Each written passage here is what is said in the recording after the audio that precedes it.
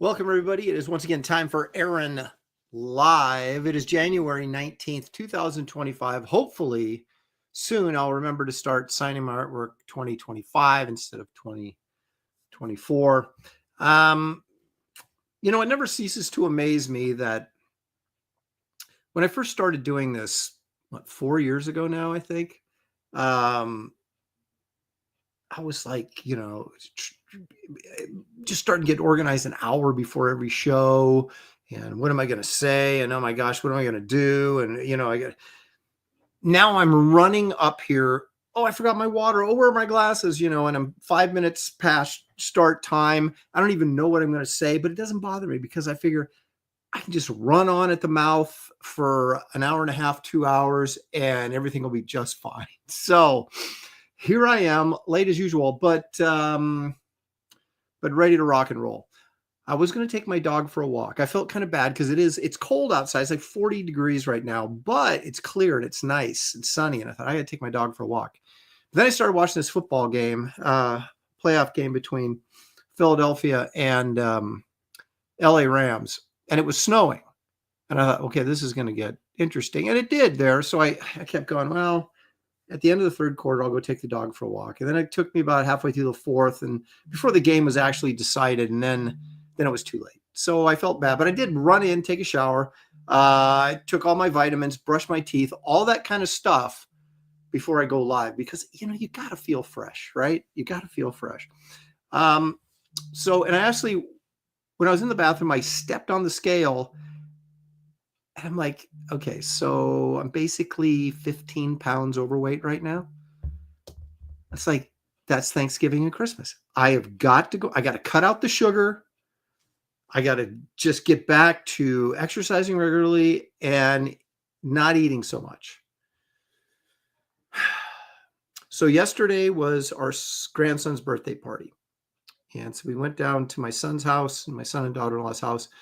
They had a big party there, a bunch of young people, and me and Shelly. So we just took the baby upstairs and played with him for basically most of the party while everybody else was down socializing. But during the process, I ate 4 pieces of pizza and had 2 cupcakes. I'm like, that is not the way to lose weight. I was supposed to actually after my birthday, which was the 7th. So January 8th, my diet was supposed to start. And it hasn't started yet, but I really feel like soon. Tomorrow, it's really going to start. I'm telling you. It's a sad state of affairs, folks. It really, really is. But with that in mind, let's get on with stuff. Let's all go to the lobby. Let's all go to the lobby. Let's all go to the lobby to get ourselves a treat. Yeah, brownies, baby. I got to stay away from Trader Joe's, I can tell you that. $2.99 for this box of 8 brownies. I mean, come on. Are my eyes red? I guess they are from the hot shower. All right, so I'm going to eat this anyway. But as soon as these are gone, that diet is starting. I'm telling you that right now. All right. These have sea salt on them too. So you get that nice sweetness, but a little bit of savory. As I chew this, let's take a look at a public service announcement, if you don't mind.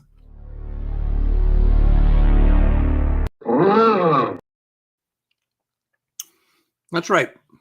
It's unconscionable to me that I'm not at 5,000 subs yet. I'm not even close. You guys got to help me get there. So if you haven't subscribed to this channel, gosh darn it, why not? Get in there and subscribe. It's the right thing to do, and it's the fun way to do it, or something like that.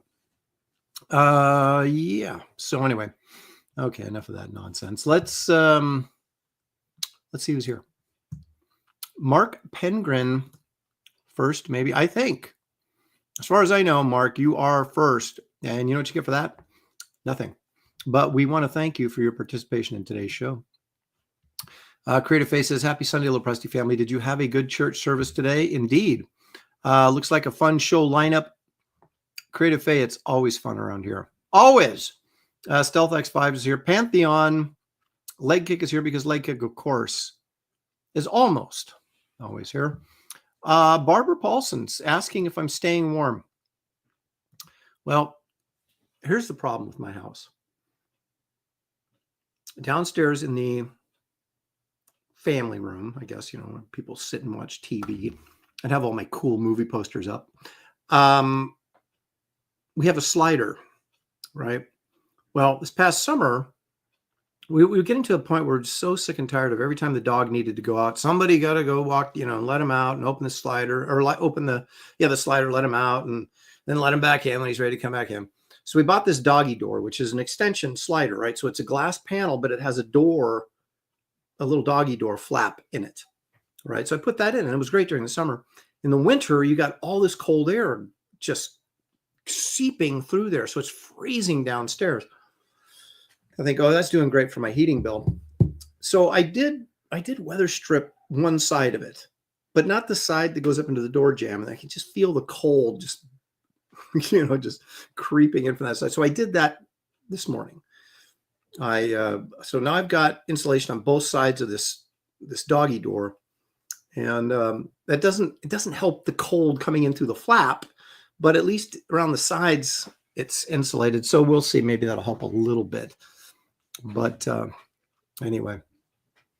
So no, I'm not doing a good job of staying warm. Every time I go downstairs, it's like 3 shirts, a coat, and a blanket. It's like a meat locker down there because of that stupid doggy door. But it's like, at least we don't have to get up every, whenever the dog needs to go, he can just go. So is it worth it? So far it is. I'll tell you when I get my heating bill this month if I really think it is worth it. Randy Howell, all the way from Canada. We haven't seen Randy in a while. He's seems to be very happy. He says goodbye, Biden and Trudeau. Couldn't be a happier New Year, that's for sure. For that, Sequential Treasures, dancing on the grave of Diamond Comics. Well, they're restructuring, so we'll see what happens there. But sorry, never eat on camera.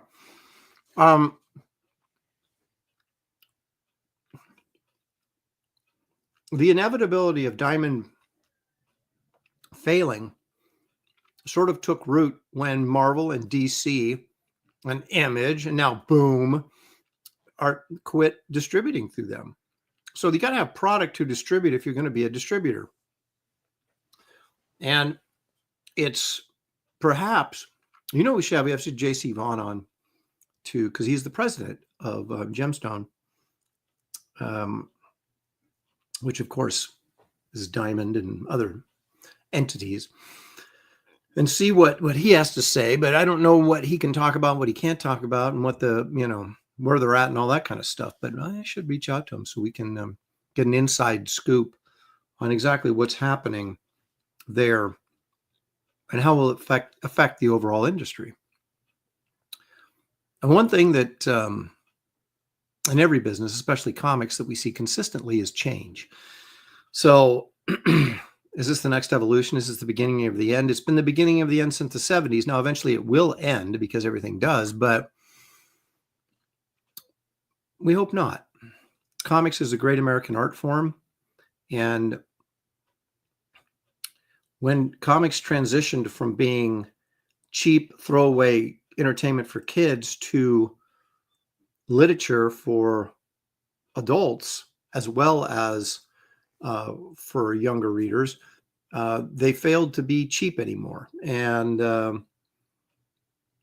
when people like me wanted to actually make a living doing this, you had to eventually start raising wages. And so this comics, which were really cheap to produce back in the day, it's no longer the case.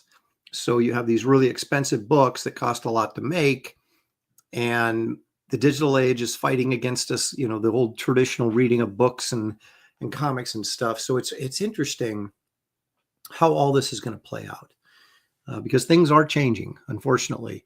I'm very old school, very conservative, prefer things like in the good old days. And I don't know, you may not see the good old days ever again. That's pretty sad. Marcus Killigrew is here. Marcus, of course, is purveyor of all things pop culture and knowledge. Mucky is joining us. Says Reed Crandall, I got one of his EC Comics artist editions. He drew big. Reed Crandall is one of my favorite Golden Age artists, because there's very few Golden Age artists that were really good draftsmen. A lot of them were just kind of 17 and 18-year-old kids kind of hacking their way through, hoping for bigger things. But there were a few guys. Mac Rayboy we looked at last week, at least his covers, and we're looking at Reed Crandall's covers this week, that could really draw, really good draftsmen. And Reed Crandall is one of those. Mac Rayboy is one of them. C.C. Beck is another one. Eisner. There were a few. And then you got into the 50s with the EC comics and stuff, which we're not there yet, with Jack Davis and Williamson and Frazetta. And Joe Orlando was quite good. That a lot of people remember, recognize. Of course, he worked at, was a editor-in-chief or some muckety-muck at DC for years, but he was quite good artist coming up. So there was a lot of guys that were quite good that worked in the 50s, and then, of course, the 60s and so forth and so on. But in the 40s, not a lot of really good people out there, but we're looking at some of them, and we'll get to him later. Lord Hinson Comics Gator is here. Geek Avenger. I got this, I think it was for my birthday. It might have been around Christmas time. I can't remember. Came in an envelope from Amazon, and it says this. Of course, there's no note or anything, so I can only assume that Geek Avenger is responsible for this. This is a bumper sticker that will never see my car. but we we hang on to it around here in the studio quite fondly. Of course, he's referencing Shelley not being able to name the planets in our solar system, and then eventually just guessing all of them to be called Uranus. So, and the joke goes on.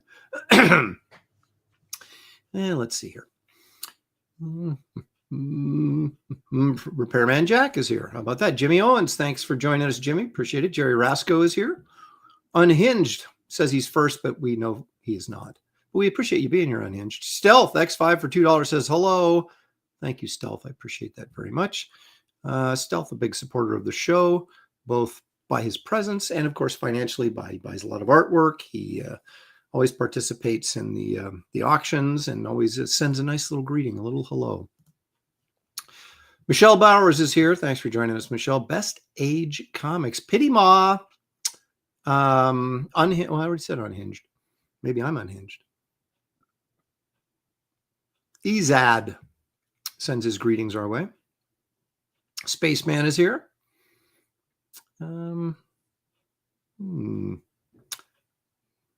Pity Ma says 40. It's a heat wave. Around here it is. We're not supposed to get any more rain or precipitation for like a week. So I'm kind of excited about that. Maybe I can finally go out and rake the leaves in my yard that have been sitting there since October. If I leave them just a little bit longer, they'll just turn into mulch on their own. I'll be fine. But my yard has been like the worst looking one in the neighborhood for quite some time. And I really should go out there. And it's a very small yard, so it wouldn't take me forever to rake the leaves. I just don't want to do it. Eric Boyd is here. Moromi is joining us. Geek Avenger says, yesterday at the Kung Fu school, we practiced outside as usual. So he's a student of the martial arts. How about that? Yeah, let's see here. Russian Crush Time Lapse is joining us. I don't recognize that name. So thanks for joining us. If you are new here, and not just a change of an avatar and name, but if you're new here, hit that like and subscribe. I'd appreciate it very much. Geek Hero Bubba is joining us. And let's see. One Slick Dude. How about that? Evil One for 5. Chris says, was just in a car. Oh, Chris. You got hit by a cop? Taking it easy because I'm shook up. Love you guys. Text you later, Aaron. Have an awesome show. Thank you, Chris, and get well soon, man. That sucks. Well, hopefully it was the cop's fault, not yours. Rodimus Supreme is here. Yeah, let's see. GJ Martinez, our good friend from Texas, is here. Apes Comics. Apex Comics. Hey, at Aaron Lepresti, Trump is having his last rally. Yeah, I don't really watch that stuff that much. I mean, it's good entertainment, I guess, but I just want him to get in office and get to work. Let's get this economy going, get the border under control, and, go from there. Some simple things. Luffy as God says, no, Lopez, I said never be on camera. The eating is okay. It's your face. That's the problem. Okay, well, tell me what your face looks like after this. Yeah, okay. There we go. Luffy as God, taking it in the gut, actually, not in the face. Rocky Macabre is here. I just heard a good comment on this from Harlan Ellison. Well, post-mortem, of course, because Harlan is no longer with us.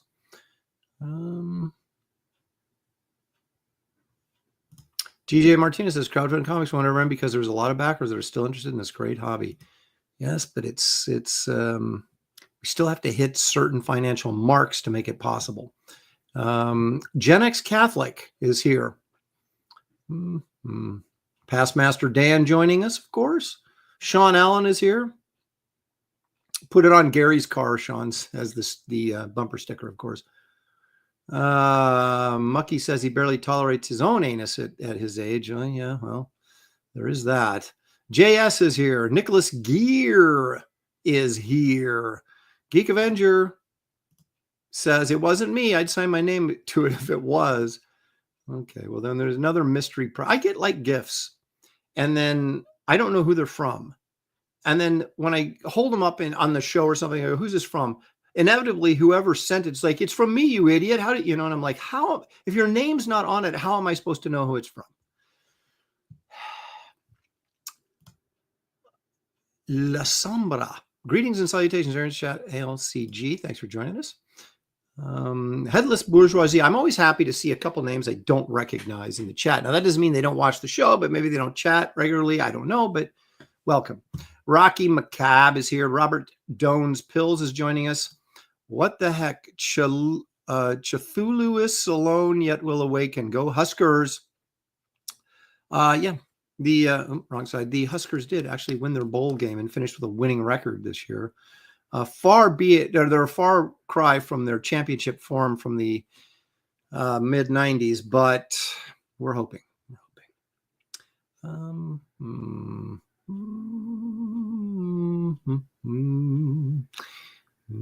As I roll through the chat, who have my pantheons here? Cut out sweet. Say it isn't so. And here I thought Shelley was your honey. Oh, that's so sweet. She is. Let's see here. Ella Campbell. Oh, Ella.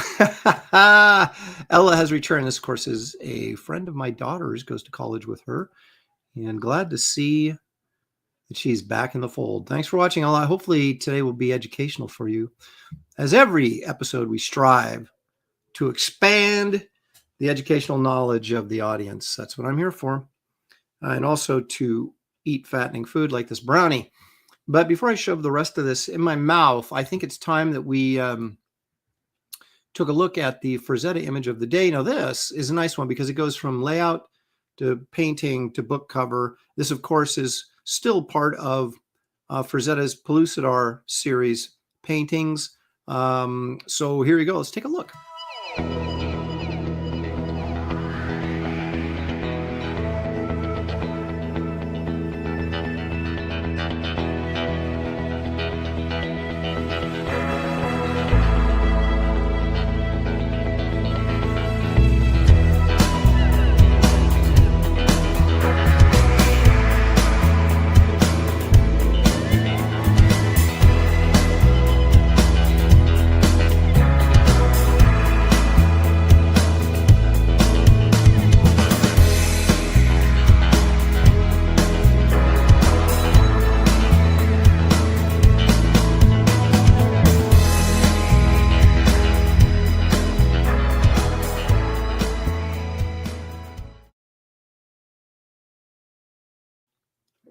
Oh, that Frazetta, what a card he was. Again, that is not the first Land of Terror book cover he painted. He did one, yeah, it was for Ace, but when those little pocket books that Ace did back in the early 60s, he did Land of Terror cover that was different from that one. That, of course, was the redo for the, when they re-released the book in 1972, new cover. But same Frazetta. So I guess we'll have to take a look at that. That's actually a pretty good piece he did. Some of his earlier, early 1960 paintings were, I mean, they're all good, right? I mean, who am I to criticize anybody? But they were all good, but he was really hitting stride there in 67 through, 1980, that 13 year period in there. He was really rocking it. So, anyway, okay, that's Frazetta for today. Andrew Prowant says, hey, Aaron, have you considered doing comics for John's Ghost Machine? I think you fit in well with the level of talent they have. I am not familiar with John's Ghost Machine. And if I should be, I'm sorry. If I know and I've forgotten, what can I tell you? I'll look into that. John's Ghost Machine. I'm going to write that down.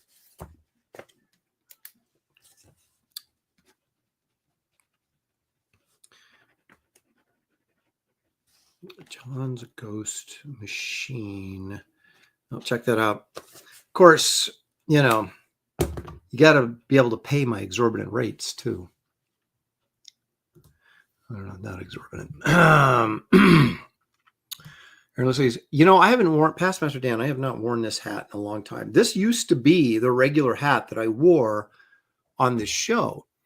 And I need to get back to it a little bit.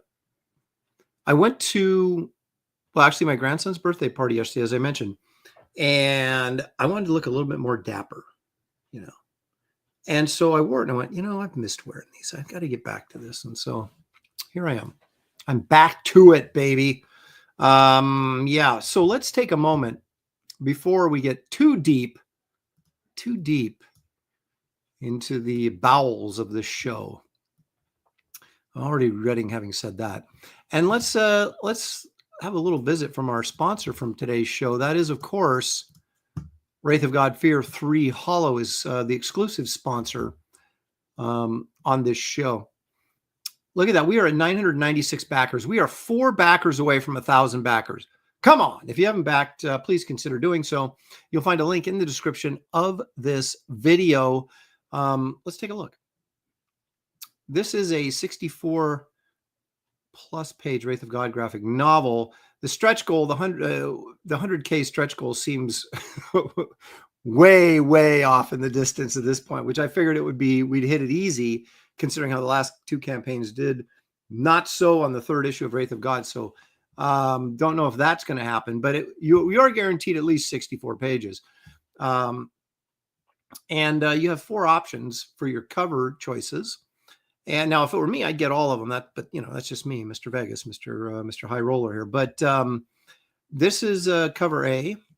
Cover B, of course, is the EC variant cover. Cover number 3, or C, is the 1972 Marvel throwback. I don't even know if it's fair to call these variants because they're all, you can order them all of equal numbers. So, right now, Chris Stevens' painted cover is leading the way of most covers sold. So this actually would become the regular cover, I guess, right, by those standards. But there are 4 covers. You can choose which one that you think suits you best. But if you're a true collector, you'd get all 4. I'm just saying. So look, we've got some colored pages here. This is how the story starts. This is page 1. We visit a little place in New England called Cranestown. And there's this witch, not a bad looking witch, as witches go, in her little hovel out in the deep forest, working on some magic spell, no doubt. And then we have this dude come in, a guy we like to call the Master. And he's got a past with the Wraith that we don't know anything about. But we might get a little bit of information about it. So he comes to visit the witch. They have they exchange words. They exchange unpleasantries. And I'll just say that we have a little fight ensues after this, but I'm not going to show that to you because you have to get the book actually to see the really good stuff. Okay, so here's some, of course, some color work from David's backup story if we were to hit 100K, so I could actually afford to pay him to do it. Right now, we have unlocked 2 stretch goals. We're knocking on the door of 80,000. These are all trading cards because I'm obsessed with creating a gigantic trading card set of all my characters because I think it's fun. And so you get these free every time we hit one of these dollar stretch goals. This gets added to your order just for free, just for playing along with us. You can get one of these. This is a really nice nouveau print of the Wraith and Esther. There's 500 of those signed and numbered. You can add that onto your order. You can get Ruff's Volume 3, which is layouts.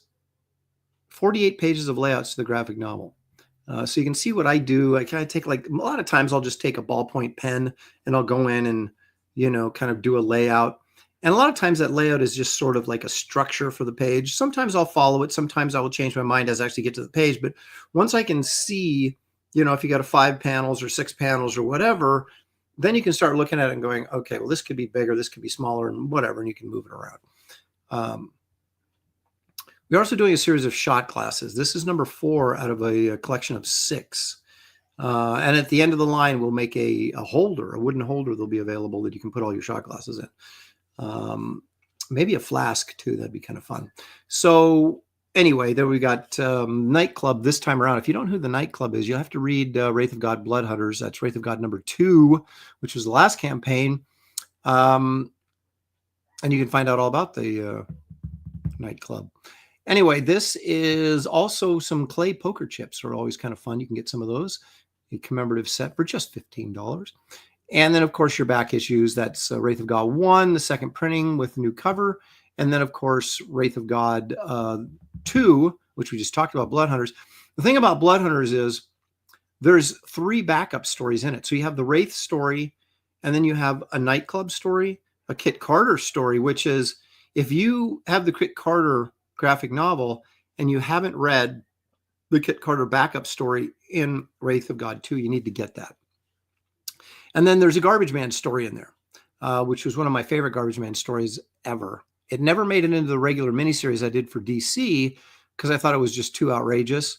And then the more I remember my editor was Joey Cavalieri, and I told him the story, and he goes, "Why didn't you send me that script? That sound, let me take a look at the script before you just arbitrarily decide you're not going to use it," because he really liked it, but it never got in there. And so I finally did that story as a backup story in this Wraith of God. So this book is like 103 pages or something. So it's quite the value.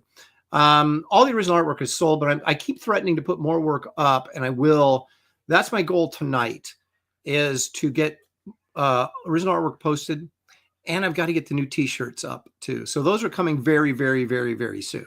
I know I keep saying I'm going to do it, but that's coming soon, very soon. So anyway, there you go. Wonderful book series, Wraith of God, now in our 3rd installment. They're all 3 graphic novels. So it's like getting, depending on the length of them, but at least like a 3-issue miniseries in one graphic novel. In the first one, it was more like a 4-issue graphic miniseries as a graphic novel form. So you get plenty of reading material in there. So they're certainly, I think, worth the investment. And so anyway, if you haven't backed, please consider doing so. You'll find a link in the description of this video. There's Geek Avenger for $2. Thank you, Geek. Anticipating a nightclub campaign. I don't know. You know what? I had a couple people.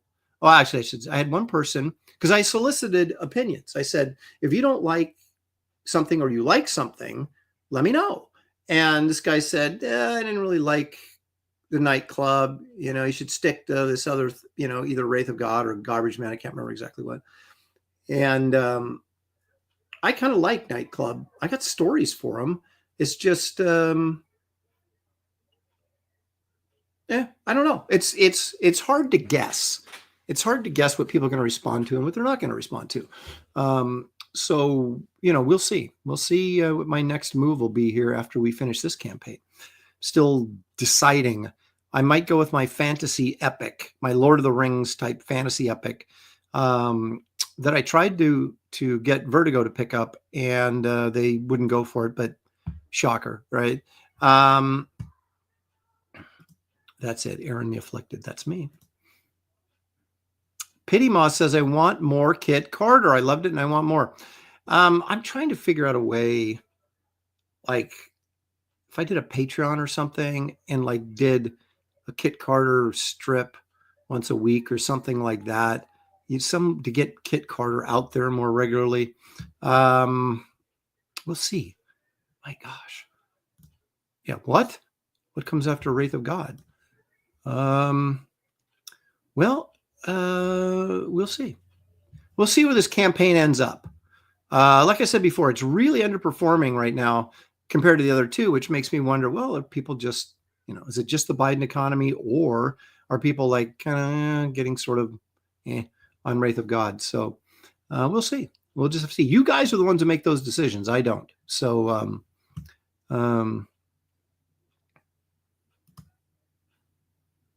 of the Rings fantasy. So you have to show us, where is the art? I've showed one pinup on one of the shows. So Squeaky says, while she's watching the show, says, I want the fantasy epic. I've had a couple of people say they would love to see a fantasy epic, and I've got it, and I've got some barbarian stuff. God, I've got so much stuff I want to do. So we'll see how I can work it all out. Headless Bourgeoisie says it's the economy. It could be. It might just be that. And I accept that as a real possibility. And I know people are broke right now after Christmas, so I'm not expecting much action. But it, it still is way off from where the previous books were. So you sort of, as a publisher, you have to sort of figure out if people losing interest. And I know there's hardcore, some of you guys are hardcore guys, you're first day backers, you're always there, and I appreciate it. But if the other people that come on later or kind of, oh, that looks interesting, whatever, if they're not there, then you have to kind of think about, well, do I need to, jumpstart the old Empire Comics line with a new title, or do I just keep doing Wraith of God and, regularly, like one after the other? Do I split it up? I mean, these are complex questions that I deal with every day.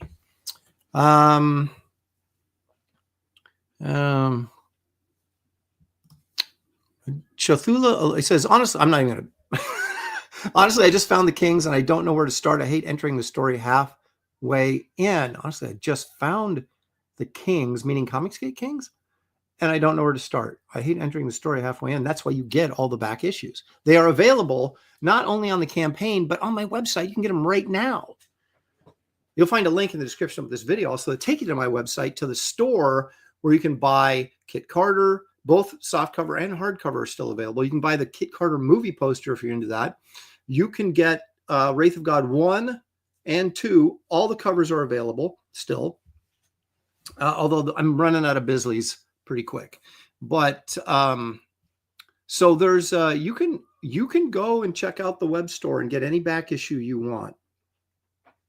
So just let me throw that out there. So I'd always tell everyone, if you don't know where to start with me. Start with me and see how you like it. Anyway, okay.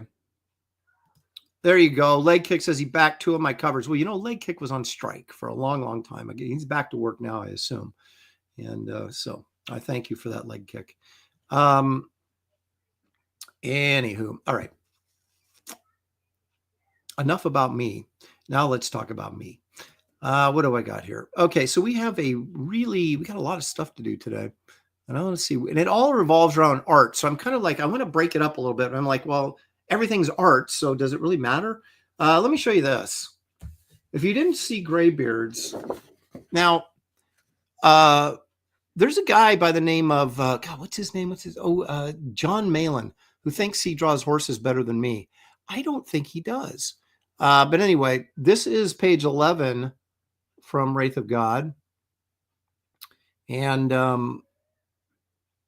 the one thing you can do when you're doing your own comic is you can put a splash page wherever you want. This was not in my script. And I was sitting there going, do I really want like panel 5 on page 10 to be him on his horse? I said, no, I don't. I want it to be a splash page. I'm just going to do it. So I added a page to the story, and look at that. We have a splash page of Wraith on his horse, basically saying, let me pull up the dialogue. Let's see here. Let me pull up the dialogue for you so you can really appreciate. Here we go. I'm scrolling through the script now. Please bear with me for a second here. Okay, so on the previous page, he says, so Esther says, so where are we going? And he says, back to my beginnings. She goes, your beginnings? And he says, the place I grew up, the place I first learned the art of illusion and magic, Cranestown, a place I only know now as Fear Hollow. Dun, dun, dun. And that's this page right here. So there you go, a little inside. Anyway, yeah, so there you go. That's the kind of art you'll be looking at in this book. And so, yeah, there you go. It's page 11. Good times. Geek Avenger for 5 says, Headless Bourgeoisie, and I think a Tarantula Girl story is in order. You have to talk to Gary about that. Folks, if you don't watch Graybeards on Wednesdays on this very channel and in the afternoon, or catch it in replay, you miss out. Gary Martin, who is one of the guys on Graybeards, he's an inker of renown, been in the industry for longer than I have. And he told a story that I don't think any of us will soon forget. So that's the kind of stuff that you'll want to see when you watch Graybeard Studio. It's quite the unexpected journey. You get to watch us draw and tell stories that maybe you wouldn't want to share with anyone else. I don't know. Anyway. Apex Comics says Aaron draws great horses on paper. Traditional art rules. Amen, brother. Now, here's the thing. Look, now I'm not saying I'm going to sell this, but let's just say I wanted to sell this. And I did this digitally. Ain't going to happen. This would never hang in anyone's house. But now, there it is. So you guys make sure, if I don't sell this, to crash my estate sale when I'm gone and my kids are like selling all my stuff, and score some stuff that's actually on paper that you can put a frame around and hang on your wall. Yeah. Good question. Aaron, is there an Empire Comics art and sketchbook in the future? Now, you guys know, maybe you don't know. Hang on a second. Entertain yourselves for a few seconds. Talk among yourselves. I'll be right back. Let me grab something here. I can find it. Here we go.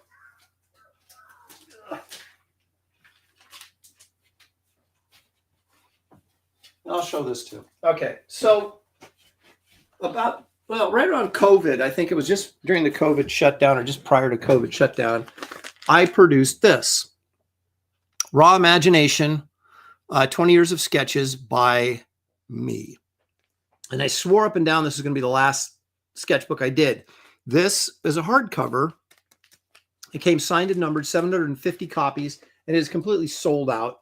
I do have like 2 copies sitting here because people ordered these from me, like a couple of European guys. I sent their books to them and they came back return to sender. I tried to contact them multiple times. They never got back to me. So I do actually have 2 of these probably available for sale, and I might put them up on my website at some point. But this is like a sketchbook. And it's done in like it's split up by dates, right? So basically, the last 20 years, the best stuff I did in that period of time. Some color stuff in there. It's a really nice book, and but here's the problem with sketchbooks. Sketchbooks don't normally sell that well because you know who likes sketchbooks for the most part is other artists. But, you know, comic book fans and readers, generally, they want comic books. They want stories. They don't just want to look at somebody's art. So art books don't really, they're really sort of a break-even sort of proposition, which I don't mind doing it because you like to leave some of this stuff as kind of a legacy, you know, behind you, you know. So I don't mind doing them, but will I do another? I mean, I've certainly got material to do another, but will I do another? I don't know. Because it's not a ton of work, but it does take some time to put the thing together, and then you got to sell it, right? So I'm a terrible salesman. There's also this Kit Carter sketchbook. This was part of the Kit Carter campaign. I do have extras of these. These come signed, not numbered. They're just signed.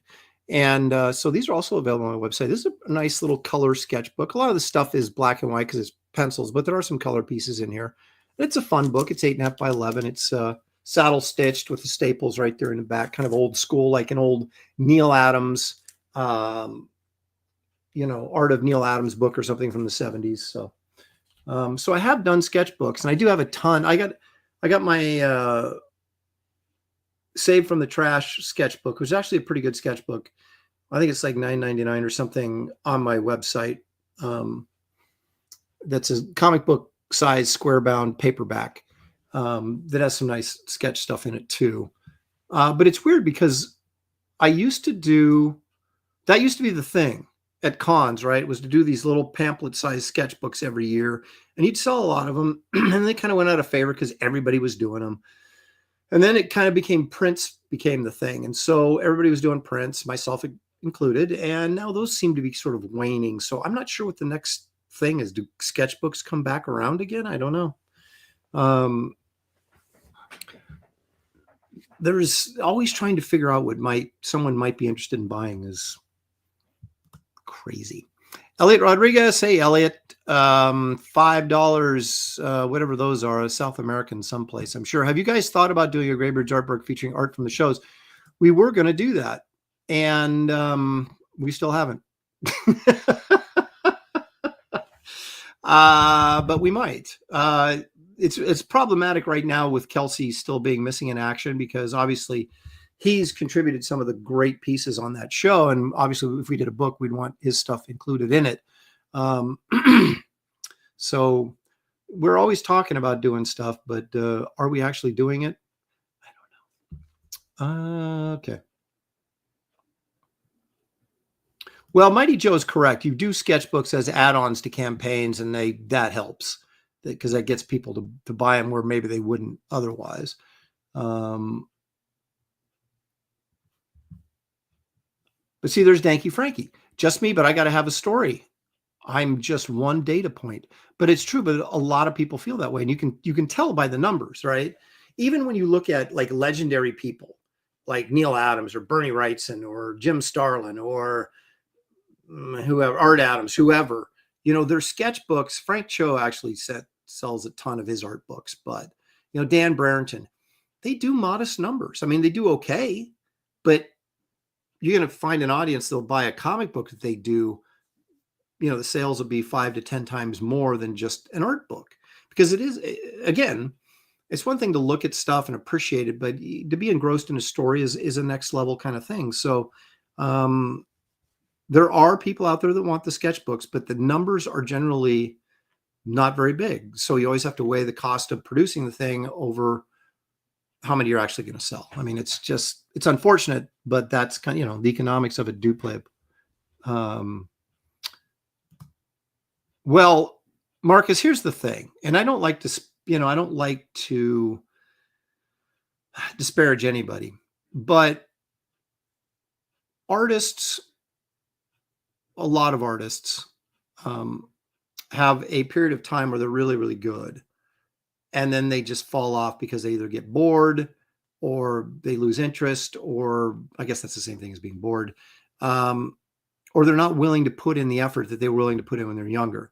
There's a period of time where Jim Starlin's stuff in the 70s, Warlock, Captain Marvel, really, really kicked butt.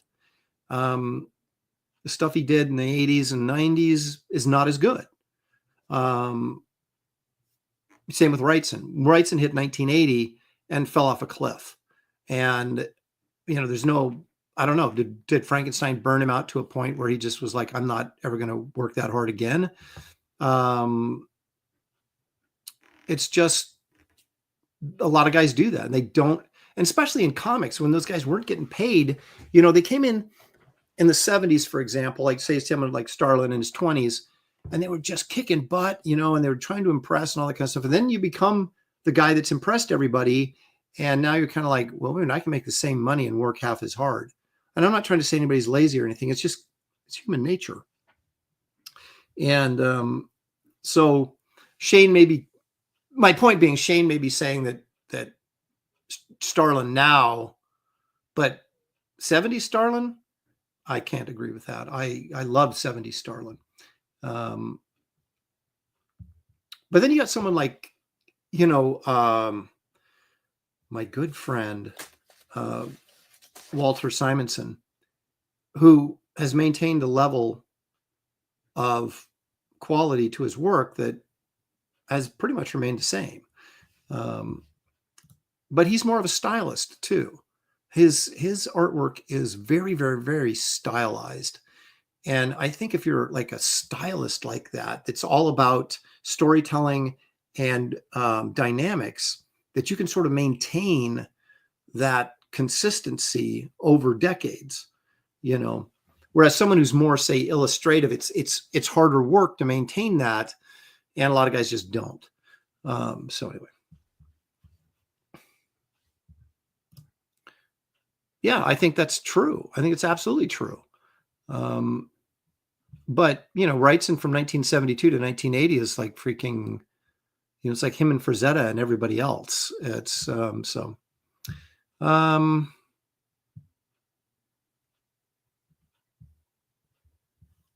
Jeremic liked Metamorphosis Odyssey. Yeah, that was pretty good. And that was in that Marvel magazine that was kind of like they're trying to do heavy metal. So I assume they probably got paid more for that. And it was kind of a high profile showcase. So they wanted to do, everybody in that wanted to do good work. So I'm sure there was some motivation there as well. Blue Boy says, Walter is timeless, such a warm and welcome. He is. He's got to be the nicest guy in comics. He's just amazing. The fact that he let me stay at his house twice when he hardly even knew me, and I was trying to get work and stuff. And, people just don't do that. And he did. And so I appreciate it very much. I got to look through all of his original art, but I didn't steal any. Okay.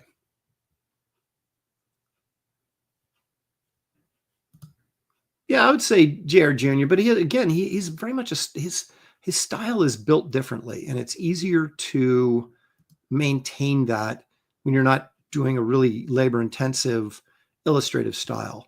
Yeah, Epic Illustrator. There you go. Legacy matters, but life can beat you down, man. Isn't that true? Yes, Dale has maintained it, but he doesn't do that much work either. Right. So if you're really producing a lot of work, it really, it's tough to maintain that focus and that drive, especially as you get older. Now I feel like I still got something to prove. So I haven't lost my edge because I've never gained a level of notoriety that allowed me to get comfortable. But when you get, anyway, that's just, again, my opinion. And so there you go. Enough of that. Where are we at anyway on this show? How did we get so far off? This is like an episode of The Professionals. It's like, I don't even know what I'm talking about. We do have 256 people watching right now. Well, not bad at all. Thank you, guys. Please hit the like and subscribe if you have not done so already. And again, Wraith of God and my website links are in the description of this video. I'd appreciate it if you check those out in your spare time. Okay, so now we're going to get to some of the stuff. It's time to make fun of Aaron, and which everybody enjoys doing, and that's fine. Yeah, I'm thick-skinned. I'm thick-skinned like an elephant or a rhino, right? They have thick skin, right?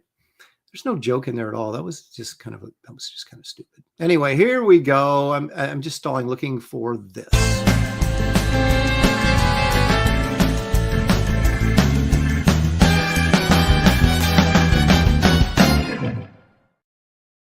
I know some of you are wondering, what the heck was Aaron drawing in kindergarten? What was Aaron drawing in kindergarten? Now, when I was a wee lad of 4 or 5 years old, my biggest influence was cartoons that I would watch, and that was the Flintstones, Popeye, Bugs Bunny, that we didn't have a ton of options back then. And, so this is me drawing Fred Flintstone in kindergarten. How about that? Huh? Yeah, that shows a kid with potential right there, folks.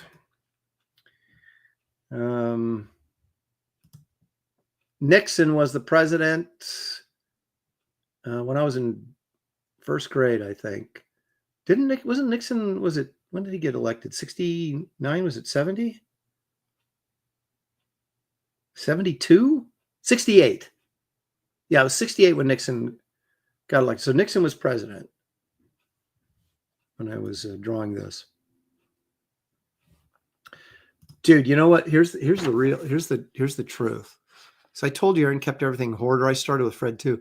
Here's the thing. When I was a kid, right? So you have to remember this. When I first got into comics at like 8 or 9 years old, and I kept seeing all these basically we were talking about sketchbooks, right? Or the art of books coming out for like Neil Adams and Wrightson, and Barry Smith was doing stuff, and other guys, and Frazetta had all these books, right? When I was little, and I said, I'm going to save all my artwork so that when I do this huge retrospect of my life and art and career, that I'll have all this stuff to choose from to put in that first chapter. And so I saved practically everything. Now, I did this when I was 19. You can tell this is me trying to be Bernie Wrightson doing Frankenstein when I was 19. Okay. Now, here's the thing with this. You can't even tell what's going on. There's no separation between, okay, here's the dead body right there. Here's one of the doctors and his assistant right here, but they all like just sort of bleed in together, but it was the first time I was trying to do pen work. And this was like a croak quill pen, like dip the pen in the inkwell type stuff. Because I learned to ink mostly with a brush. And so I was basically trying to copy Wrightson's work.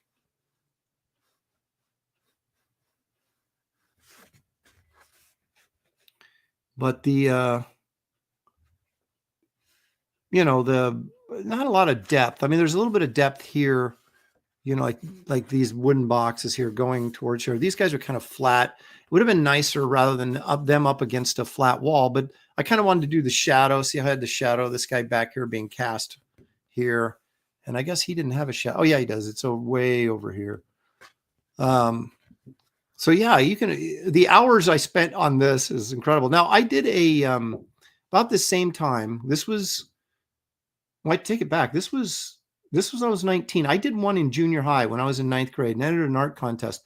And it was a Frankenstein, a piece like this, but it was more Frankenstein.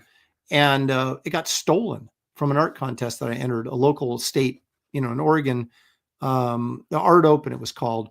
And they would, you'd send in your artwork and they would frame it and put it on display for this, then a winner would be chosen, all that kind of stuff.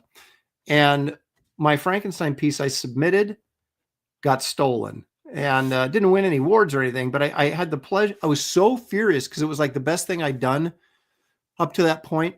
And one of my teachers said, "Hey, take it as a compliment. Somebody liked your piece well enough that they would steal it." So that, and I don't have a scan of it because there was no scans or anything back then. So there was a Frankenstein piece similar to this that got stolen from an art show when I was in junior high. Anyway, so there you go. That's what I was doing when I was 19. And yeah, you're right. I kept them all. And there it is. Apex says if your art gets stolen, then you made it. See, there's Jerry ripping me apart. 19-year-old Aaron had not heard of tangents, apparently. There's a lot of stuff I hadn't heard of.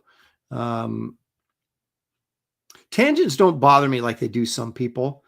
Like I remember I was just on the Professionals a couple of weeks ago, and we did like our favorite covers from different decades or something. And I had this one Gil Kane cover that I love from Creatures on the Loose number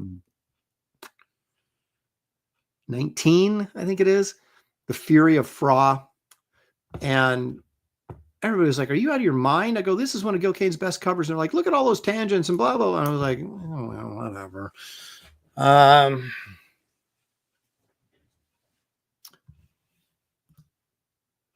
No, I did a Fred Flintstone smoking. I don't know. Did I do that on Graybeards? I don't remember if that was a Graybeards piece or one I just did recreationally. Did I do a Fred Flintstone? I did Pogo. I don't think I did. I did do a Flintstone drawing, but it wasn't, I don't think it was on, I gotta remember now.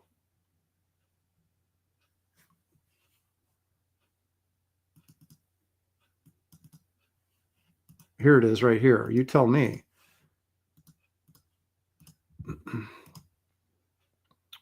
Well, that was back in 2023.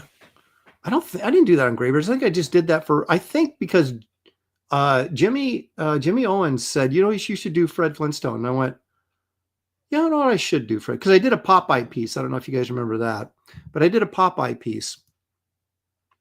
And then Jimmy suggests I do Fred Flintstone. So I did. And of course, I did him smoking because I do all my, not all, but a lot of my characters, comic book or cartoon characters, I do smoking because for some reason it cracks me up. I'm easily amused, apparently. But that's the Flintstone piece. That's the only Flintstone piece I'm aware of that I've done recently.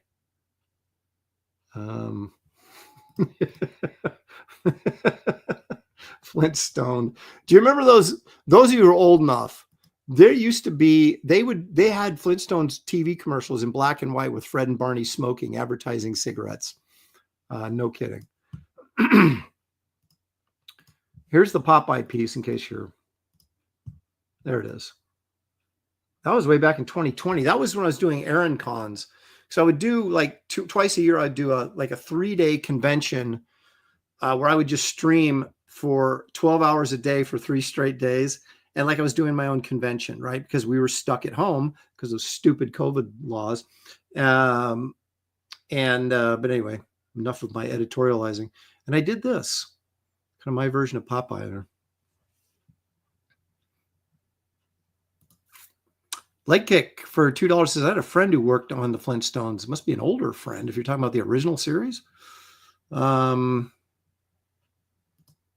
did my, oh, yeah, exactly.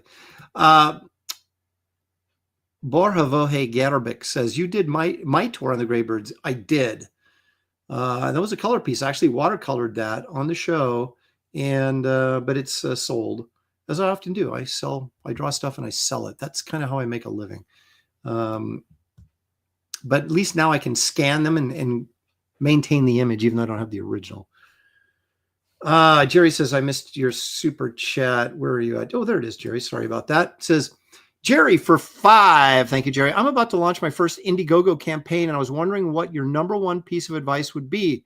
I had one Kickstarter campaign, but not Indiegogo. One bit of advice. Well, here's the thing. Can't you inside information right here, so don't tell anybody. You have to set up your campaign to make money. Now, what does that mean? If you just, for example, if I did Wraith of God and had one cover and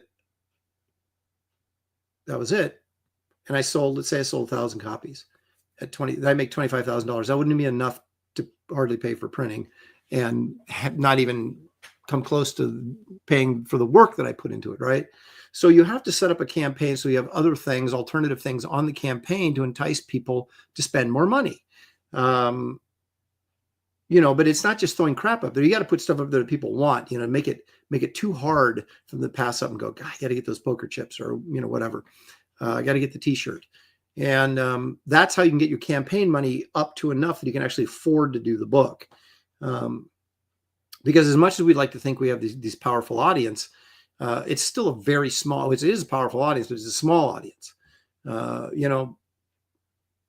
Ethan has a much bigger audience, obviously, than I do.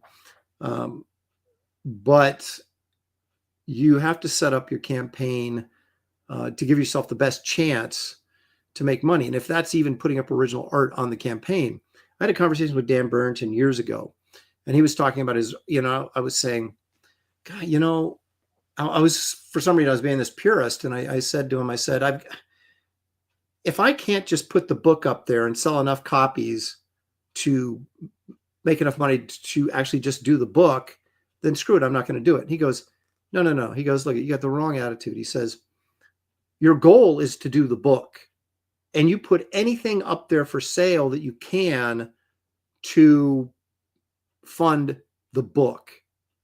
So if that's original artwork or whatever, to augment so that you can make more money to actually pay to get the book done. That's the goal.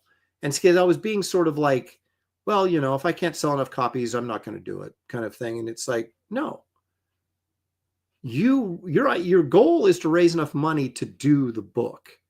And you do that any way you can. And if you put in extra stuff on the campaigns, they'll get people to spend more money than just buying one book. That's how you can take a smaller audience, make enough profit to actually do a book. So there you go. And especially when you're doing books like I do. I was the first one. Everybody was doing 48-page books. And I felt like for $25, that is not enough. That I went 64 plus pages. And I've kind of pushed everybody else to do that. And because I don't think 48 pages, when you have to charge $25 for a book, I don't think that's enough product for what your price point is. And so I'm always doing 64 pages, which then makes it even harder to break even because now you're paying for 64 pages. You're paying your colorist, you're paying your inker, or in my case, paying me, the penciler, inker, writer. But if you have other people working on it, you got to pay them. And your printing costs go up because the book is bigger and all these things. But again, there's got to be value for your customer, or you might as well forget it. You're going to fail. And you got to have something good that people want to buy.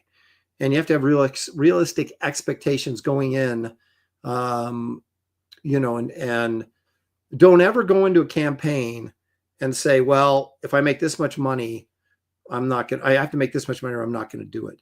Don't commit to doing a campaign unless you plan on doing it and delivering the goods to your customers. Even if you take a loss, you can't bail on your customers. Because that hurts not only you for the future, but it also hurts other people in the same landscape doing crowdfunded books. Trust is the most important thing. So when I commit to doing a book and I say, okay, I'm launching this campaign, even if it doesn't raise the money that I expected to or want it to, I'm still doing the book. You got to find a way to do it. I don't know if that's good advice or not. Wraith of God wasn't 64. Wraith of God, the first issue was story pages, was 79 pages. The second issue, the Wraith of God story, was only 54 pages, but there were 3 other stories in there. So the total story count was like 100. I think it was 99 pages of actual story in that book for $25. And then this one will be 64 pages. And if we were to hit the 100K goal, then we get the backup story by David William, which would be another 10 to 12 pages. I'm not finished with the script yet. And, so then you'd be looking at, again, another, 74, 76 pages worth of material. So,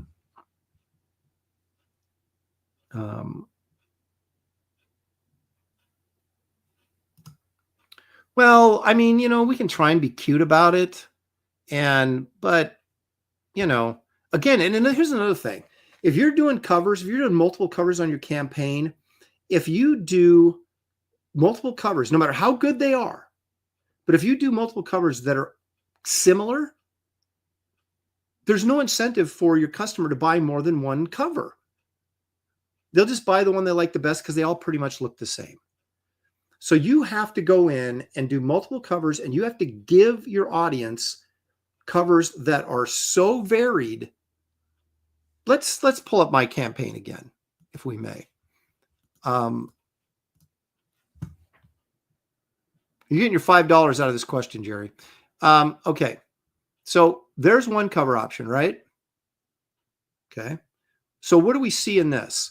We've got the Headless Horseman. We got the pumpkin. It's basically a Headless Horseman cover, correct?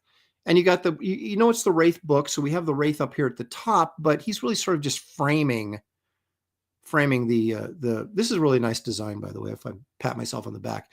But anyway, so that's okay. So now I'm saying, okay, well, I got to do a second cover, but it has to be entirely different than this one. So what do? I go back and I do a tribute cover to EC Comics. Now, granted, a lot of people aren't that familiar with EC Comics, but you can see the format and how this is put together. It's an entirely different cover than this, right? There's no horse on it. The layout's different. What's going on is different.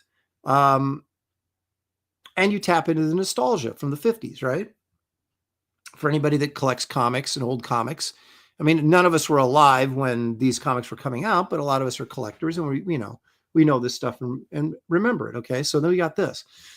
So then I go and do something very specific, which is the 1972 Marvel box cover, right? So I steal the trade dress and all that kind of stuff. So it feels like you're buying a Marvel comic from the 70s. And again, who's featured on this cover? Now, I will say this. The original cover for this had Esther in the foreground here. And then it had the Wraith fighting the Headless Horseman in the background. And I thought to myself, that's too similar to this. Because the image of the horseman fighting the Wraith was similar to this. And I'm like, it's the same cover. Okay, so I have to give them something different. So I brought in the witch, who's a prominent character in this story. And we still have the Headless Horseman back here in the background, but you can see this is a very different cover than these other two, right? This is kind of an action cover, a Gil Kane action cover, right? We even have dialogue on it, right? And then, of course, you bring in your guest artist, and I never use anybody that I don't think is better than I am. Because why would I hire someone to do a cover for me that's not, or maybe that's not the way to put it. Hire someone that is going to be, that's either more popular than you are, or is doing something that's completely different that you can't do or don't do. And this is a painted cover by Chris Stevens. And this is completely different. Now, granted, you still have the horse rearing right here, right? But art, because the style is so different, and it's a tremendous cover. So I have 4 covers that are completely different from one another. So if you're a collector and you're like, I don't want you to be able to decide. I want you to buy all 4, right? And it's not like I'm trying to trick anybody, because you can buy whatever you want. You can buy 1 cover, but if I give you 4 covers and you like all 4 covers, you're more incentivized to buy all 4 covers than just buy 1, right? So don't do repetitive covers. It's a waste of time and then waste of money, especially if you're paying someone else to do it. So there you go. And you can back Wraith of God by following the link in the description of this video. So I just got 2 commercial breaks out of my campaign. So there you go. That's my advice. And there's a lot of stuff, and you do it, and then stuff doesn't work out, and okay, well, I can't do that again. I'll do it this, and so there's a variety of things that you're going to do, and you're going to learn, and learning by doing is usually the best avenue. Okay. So where are we at? Okay, so we did what's in my flat file, but I think it's time now to take a look at some Reed Crandall work. Why don't we do that? I'm going to find my little intro. See, you get me on a soapbox, man. I can just go.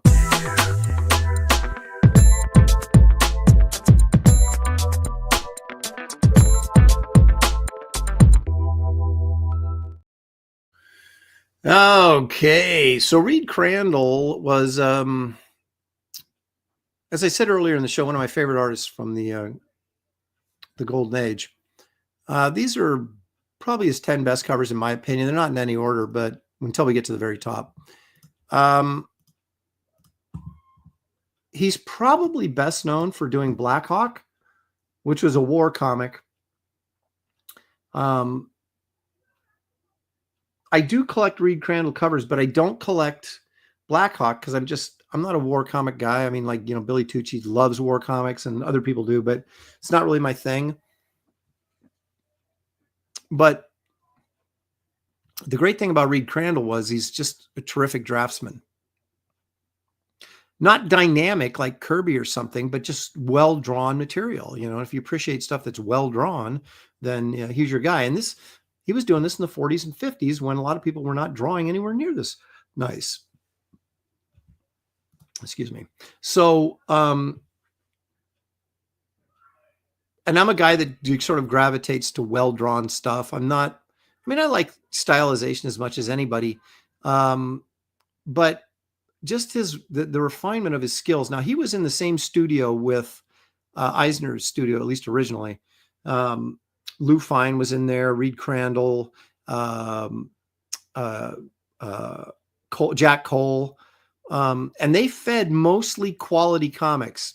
So you see that right there? Quality comics. And so a lot of the books we're going to look at were published by Quality because they were the studio that was feeding this company.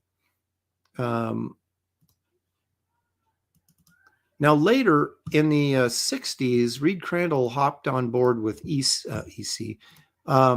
Warren magazines to do horror comics. Now, this was an all Reed Crandall issue. And what Reed was doing at this time was a lot of like pen and ink stuff, like old school, turn of the century kind of pen and ink style. So a lot of his stories were these incredibly rendered pen and ink stories. But I always like this cover, the color, and then I like this thing right here. It's this jester goblin thing grabbing this guy and pulling him under. That's probably from the Cask of Amontillado, I believe, is the lead story in this book. I loved Creepy Magazine, man.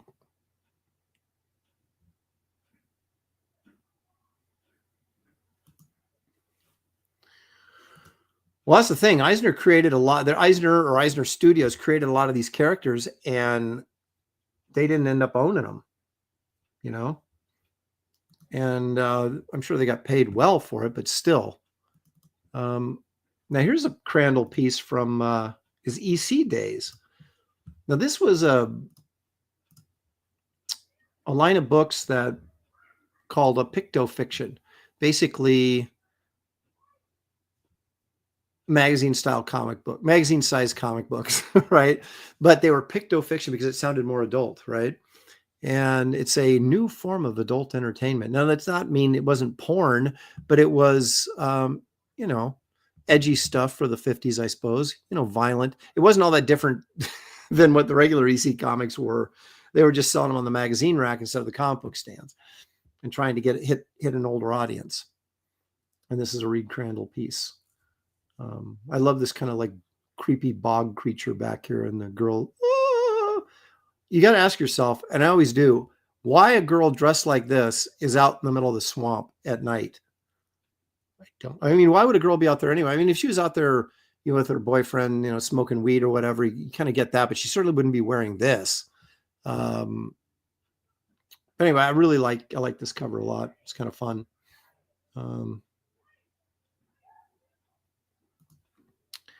All right. Now we're getting into the stuff that I really collect. I'm a big Uncle Sam fan, and Quality Comics was doing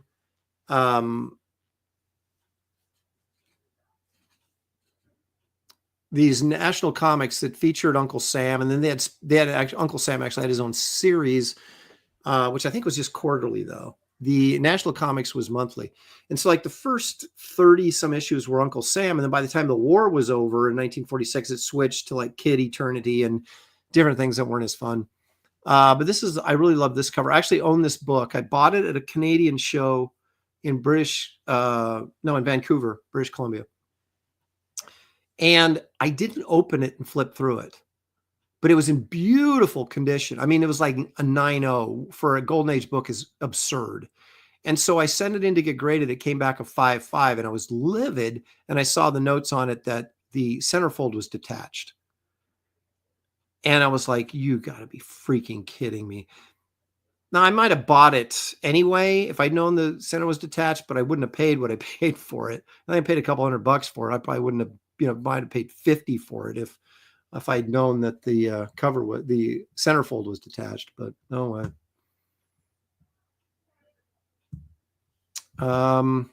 Yeah, they always had these Luffy is God. They always had these like teenage sidekicks, right?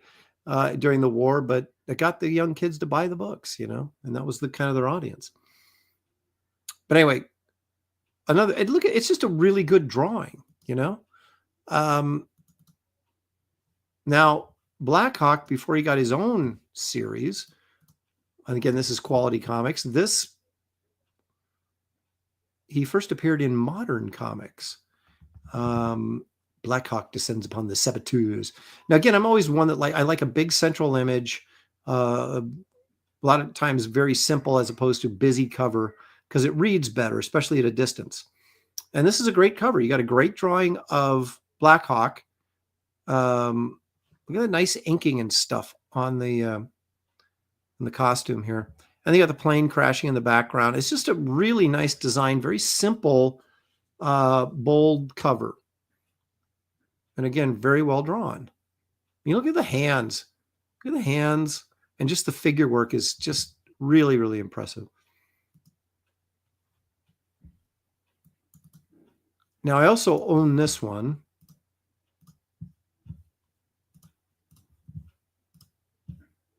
Yes, it's Doll Man and look at his little jumpsuit here. Oh boy. But again, it's not so much I like Doll Man as is that I like the Reed Crandall. Look at the face back here, the hair, the inking in the hair. Again, the figure work is really, really good. It's just a level of draftsmanship we just did not see on a regular basis during this period of time. Yeah, Doll Man had a cape, but he was the Atom, but he could shrink, and but they called him Doll Man, which I don't know. That's not like the tough, manly name that you probably want to be called if you're a superhero. But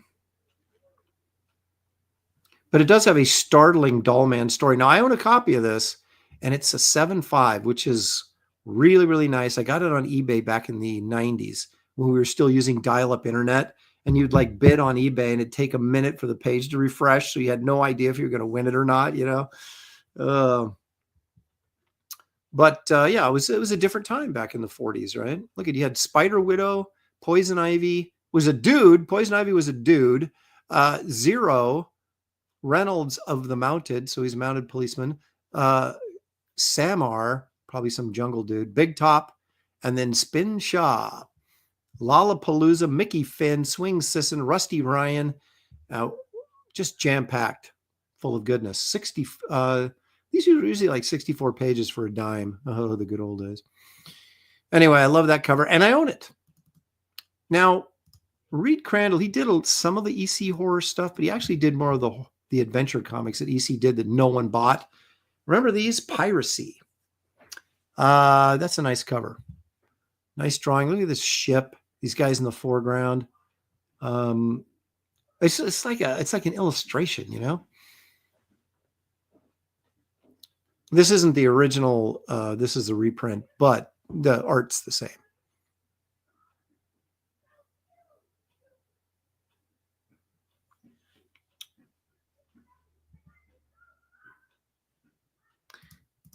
Doll Man had little like Robin boots, like Batman and Robin. Piracy has a lot of really good covers. And they were done by Reed Crandall and some by that other guy whose name I can't think of right now, but I will, and I'll let you know as soon as I remember. He was really underrated EC artist, really, really good. And there was one with, I'm looking right now. I'm pretty sure it was Piracy. Yeah, this one right here.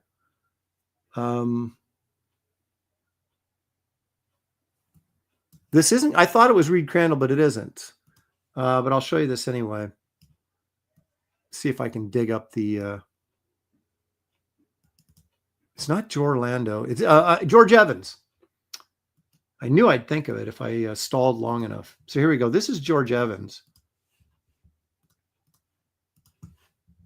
Look at how good that is.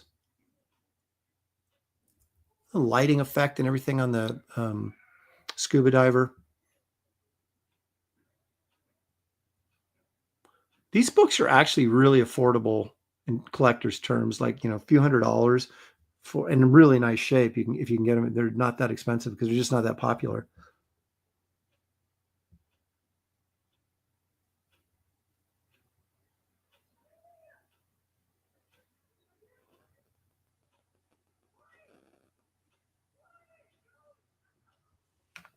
Someone's suggesting I do a pirate comic. That'd be fun. I actually did a Xena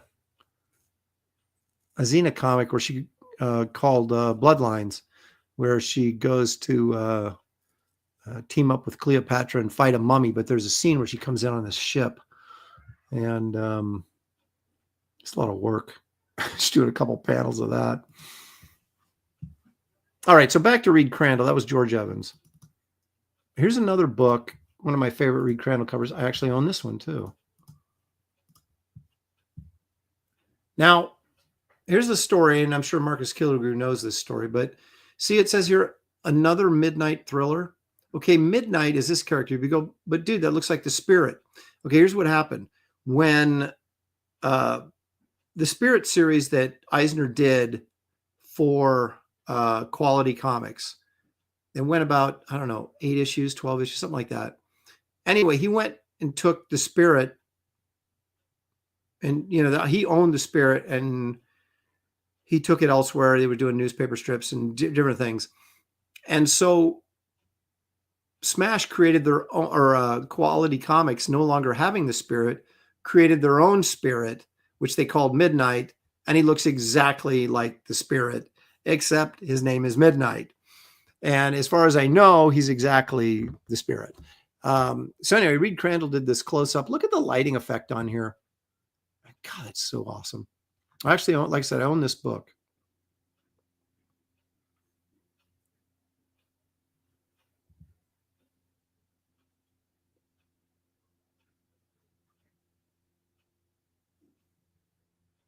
And this was 1946, I want to say. So Reed Crandall was very young and doing work like this. Incredible. Number 2, this is a book I don't have, but I want. And again, you don't see many of these because it just wasn't a very popular title. And so there's not a lot of them around. And trying to find one sort of in, like a 6.0 or something, which I don't want one that's just beat to crap. I want a nice copy, but it doesn't have to be, like near mint or anything. But, finding one at the right price in the right condition is very, very difficult. And I haven't done it yet. There's a 9.2 on eBay right now, but the guy wants $6,500 for it, which is probably worth it, but I'm not spending that much money. But I do, again, like the simplicity of this cover, the white cover. You just got 2. You got Stormy Foster there, who is clearly an Errol Flynn inspired character, fighting the German soldier there as his plane goes down in the background.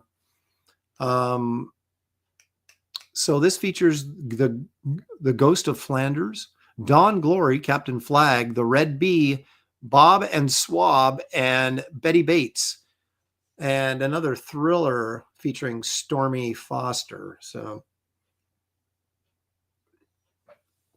yes, it is indeed a guy in his underwear fighting a German with a red cape, no less. Yeah, a lot of their superhero, their designs, they weren't real great, but the craftsmanship on the drawing is great, and that's all I care about. So this is on my, pardon the expression, hit list, but I don't have it yet. And then, of course, the book that took me literally decades to find, and I do own a copy of it, maybe Reed Crandall's most famous and greatest cover. That's right, National Comics number 26. Now, the story is, I saw this in Overstreet's price guide in the back where they have a photo gallery of covers, and this one showed up one year. And I was like, oh, that is so cool. Because I've always been a patriotic lad, and Uncle Sam I always thought was cool. And so I searched for this book for my entire life through the 80s and 90s. And the only copy I ever saw, I saw twice, was the Mile High copy, which is a 9.6. And it was always more money than I had whenever I saw it. And I saw it twice, and then I saw it once for sale in the Buyer's Guide in the early 90s, when the Buyer's Guide was still around and I was still getting the newspaper, the comic book the Buyer's Guide to Comic Fandom. And somebody had it in there for $450. But like in 1992, newly married, baby, scrounging to get work in the I couldn't spend $450. I wish I had now, because this book is probably, probably $6,000 to $8,000 in a 9.6 right now. But so that was the only copy I ever saw, was the Mile High copy. And then one day in right after I'd moved back to Oregon from CrossGen, one showed up on eBay. Now, it wasn't in great shape. It was a VG maybe. I mean, it was beat up, but I was like, I gotta own this book. I've been looking for it my entire life. I don't care what condition it is, and I gotta own this book. So it ended up going for like $150, right? So I bid $150. Said, okay, I'm going to pay $150 for this crappy copy. Well, before that auction was over, another one came up from Motor City Comics, and it was in fine condition. And I was like, holy crap. How can I pass up a nicer condition book? So I called up the guys at Motor City because I knew them and said, I can't remember what they were, they were selling it for $350. And I said, hey, will you take $325? I don't know what I said. And they said, yeah. So I bought it from them for $325 or whatever I paid for it. And then I still got stuck buying the other one on eBay for $150. And so when I couldn't find one for decades, suddenly I found two in the same week. Now the crappier condition one I end up trading for something else later on. But this is my favorite Reed Crandall cover of all time, and I own it. So I'm, pretty excited to have that. So there you go.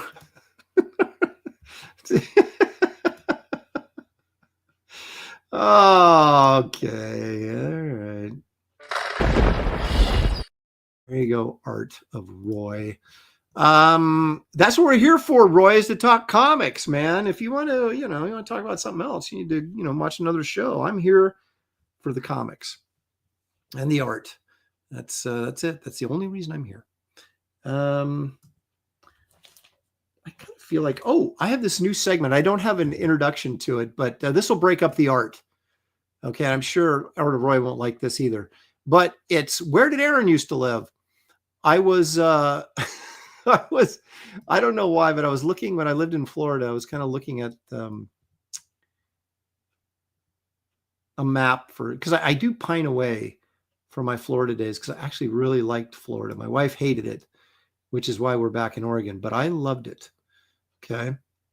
So let me share this with you and we'll show you where Aaron used to live. I really need an intro for this segment, but I can only do it once because I've only lived a couple of places. So here we go. So back in Florida, back in the CrossGen days, which were sort of near Tampa Bay. Actually, CrossGen was probably right in about here. And I lived over here. Now, we moved there and we had no idea where we should live or move. We didn't know anything about Florida, right? And so Andy Smith said, well, he told us where he lived, or at least sort of in the area where he lived. And so we started looking sort of in that area. We're like, okay, it's good enough for Andy. It's good enough for me. So let's zoom in here. Now, so we ended up in Tampa's over here. This is old Highway 19, the most dangerous highway in the second most dangerous highway in the United States. I'm happy to say I did not get in an accident my whole time there. I think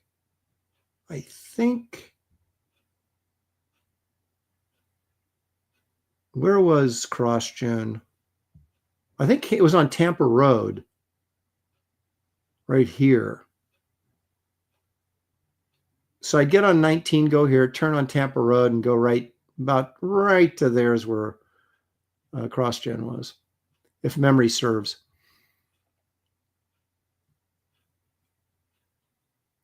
So we would go up.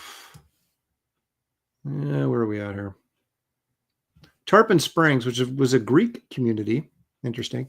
And they had down here, they had like the Tarpon Sponge Docks was kind of a fun little place to hang out. And they would have like, you could go on a little boat cruise around this harbor area here, and they would scuba dive in an old, like that George Evans cover of Piracy we just looked at, like one of those suits. And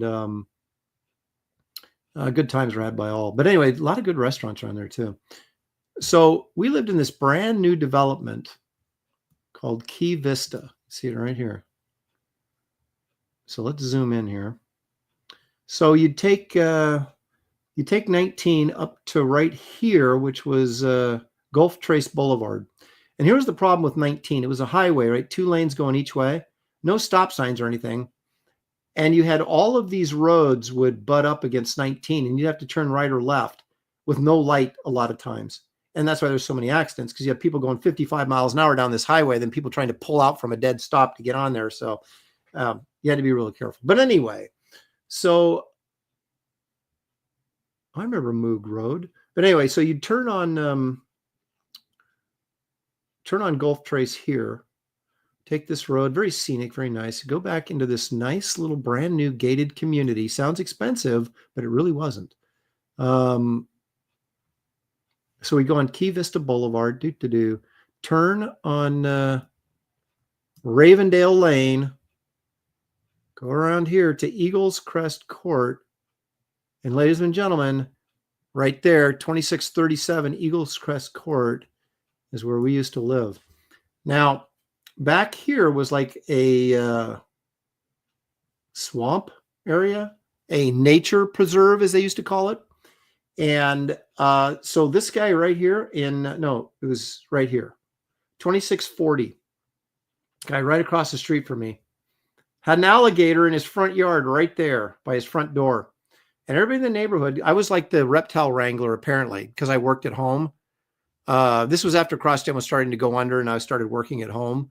These guys would come over and like, hey, man, there's a snapping turtle or someone's got a snake. And it was always like bugging me to go, So they come up to me and there's this alligator there. And so the guy that lived here at 2634, this old Greek from Chicago, good guy, he came walking up here. And then one of these other guys, maybe this guy here, they come over and they ring on my doorbell. And I'm like, when somebody rang on my doorbell in the middle of the day, I knew there was some sort of exotic animal loose around the neighborhood. And they expected me to do something about it. So they come to the door and they're like, hey, check this out, man. There's an alligator in this dude's front yard. And we sat there and, kind of looked at it and from over here, not over here. And they were like, well, what do you think we should do? And I go, I don't know, guys, but I gotta get back to work. See ya. And I just went inside and I was like, that ain't my problem. Called Critter Getter. And I think that's what they did. And then they had like a gator wrangler come and grab the thing.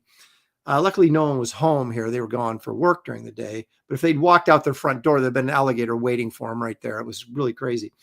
But these guys down here at 2628, or was it 2622? One of these two had a snapping turtle in their front yard that I had to go get and dump back in the drink. And then these people right here at 2646 had, it was like a 4 foot long, no, it was more than that. It was like 5 foot long black snake in her kitchen that I had to go get. I had no idea if it was poisonous or not. Black, I figured it probably wasn't, but good, exciting times in Florida. But anyway, if you ever wanted to know where I lived in Florida, it's right there in this house right there, 2637 Eagle Crest Court. And see how close we were to the water? So we just drive right Bailey's Bluff Road. That was how we get down to Andy's house. Andy was right in here. So I'd go down Bailey's Bluff Road and turn right on Anclote Boulevard, I'm pretty sure. And so Andy was down there. But yeah, it was really nice. We were really close to the water, and we'd go to Fred Howard Park, like this long jetty you'd drive out, and there was a beach right there, a little island beach. It was very nice. So, the good old days. I'm a time traveler. Aaron just doxed himself. Oh man, when the housing market like crashed after we left, we sold like it was really, really high. And so we made a lot of money on the house, which enabled us to move back here. Joy. But the market crashed and I went back here for a signing because I knew some guys that ran a comic book shop. And I went back and talked to my neighbors and they were like, yeah, the dude that bought your house? I'm like, yeah. He goes, well, he went bankrupt and foreclosed on the house. He says, you could probably get this house for 150 grand. I'm like, if only I had 150 grand sitting around, I could have bought my old house back for less than I paid for it and then had like a vacation home. But you actually have to have money to do stuff like that, which I did not have. So anyway, but I really did like living in Florida. It was good times. All right. So that's the little segment we like to call Where Aaron Used to Live. I've got one other house I can do, but It's not as fun as Florida, so why would I do it? I don't know where Rob lived at. I mean, I know he was down there, but it was Andy. I knew where Andy lived. Andy and Bart Sears lived in the same neighborhood right across the street from one another, or basically a couple houses down from one another in that other development that was, 5 miles south of us probably. And it was funny, we were on a different electric grid. So when we had a hurricane go through and we would lose power, Andy still had his power. So we'd take all of his stuff in our freezer, run over to Andy's house, put it in his freezer until we got power back. And yeah, that was the only bummer is we had several hurricanes go over our house. We had no damage except power outages. And then you're sitting there in this humid, sweltering heat inside your house with no AC. That really sucked. But other than that, yeah. I don't know. I was the youngest guy on the block, apparently. These were all old retirees living around me. Now I'm the old retiree. But back then, I was just a youthful 40. So I guess they figured, oh, you can go wrangle that snake. Andy and Bart lived near each other. What a surprise. I've gone back a couple times to see my neighbors, yeah, but they were all always associated with like a comic store signing. Yancey Street Comics. I don't know if they're still in business or not, but I would go back there. And back when I didn't mind traveling cross country, now I do. It's like you can't pay me enough. Well, maybe you could pay me enough. I don't know what that number would be to get me to get on a cross country flight these days. But anyway, so there you go. There's Reed Crandall. There's where I used to live. But now it's time for some classic illustration. Who's this guy?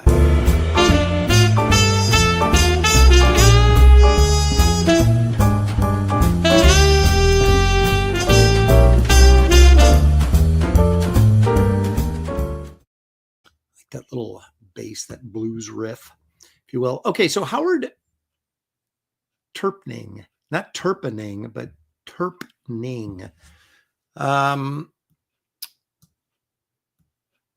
Now, Howard was like most guys, started off as a commercial illustrator, but then moved into Western art for fine arts, and basically Native American art is what he was doing, what he was depicting when he got there. But we'll take a look at his commercial stuff first and then get into his fine arts later. But he had an interesting career. So in fact, I believe he's still alive. He was born in 1927. So he's 97 years old, and he's like a McGinnis. Robert McGinnis is like in his 90s and still, going strong. So pretty cool stuff. Anyway, so just to give you an idea of, I don't even know what this is from, but I like the image. So a little commercial art piece there by Howard, probably for a magazine illustration for some story printed in, Ladies' Home Journal or whatever. But anyway, Howard Terpning was born in Oak Park, Illinois. His mother was an interior decorator, and his father worked on the railroad. My grandfather worked on the railroad in Ravenna, Nebraska. He grew up in the Midwest, living in Iowa, Missouri, and Texas, as well as Illinois. As a boy, he liked to draw and knew by the age of 7 that he wanted to be an artist. At age 15, he became fascinated with the West and Native Americans when he spent the summer camping and fishing with a cousin near Durango, Colorado. When he turned 17, he enlisted in the Marine Corps and served from 45 to 46. So sounds like from the tail end of the war to after the war. He was stationed in China for 9 months. Okay, then after leaving the Marines, he enrolled at the Chicago Academy of Fine Arts. Isn't that where everybody used to go? That was the place, the Chicago Academy of Fine Arts. In fact, I think Alex Ross, the comic book artist, went there and was one of the last few guys that actually got classical formal training there. And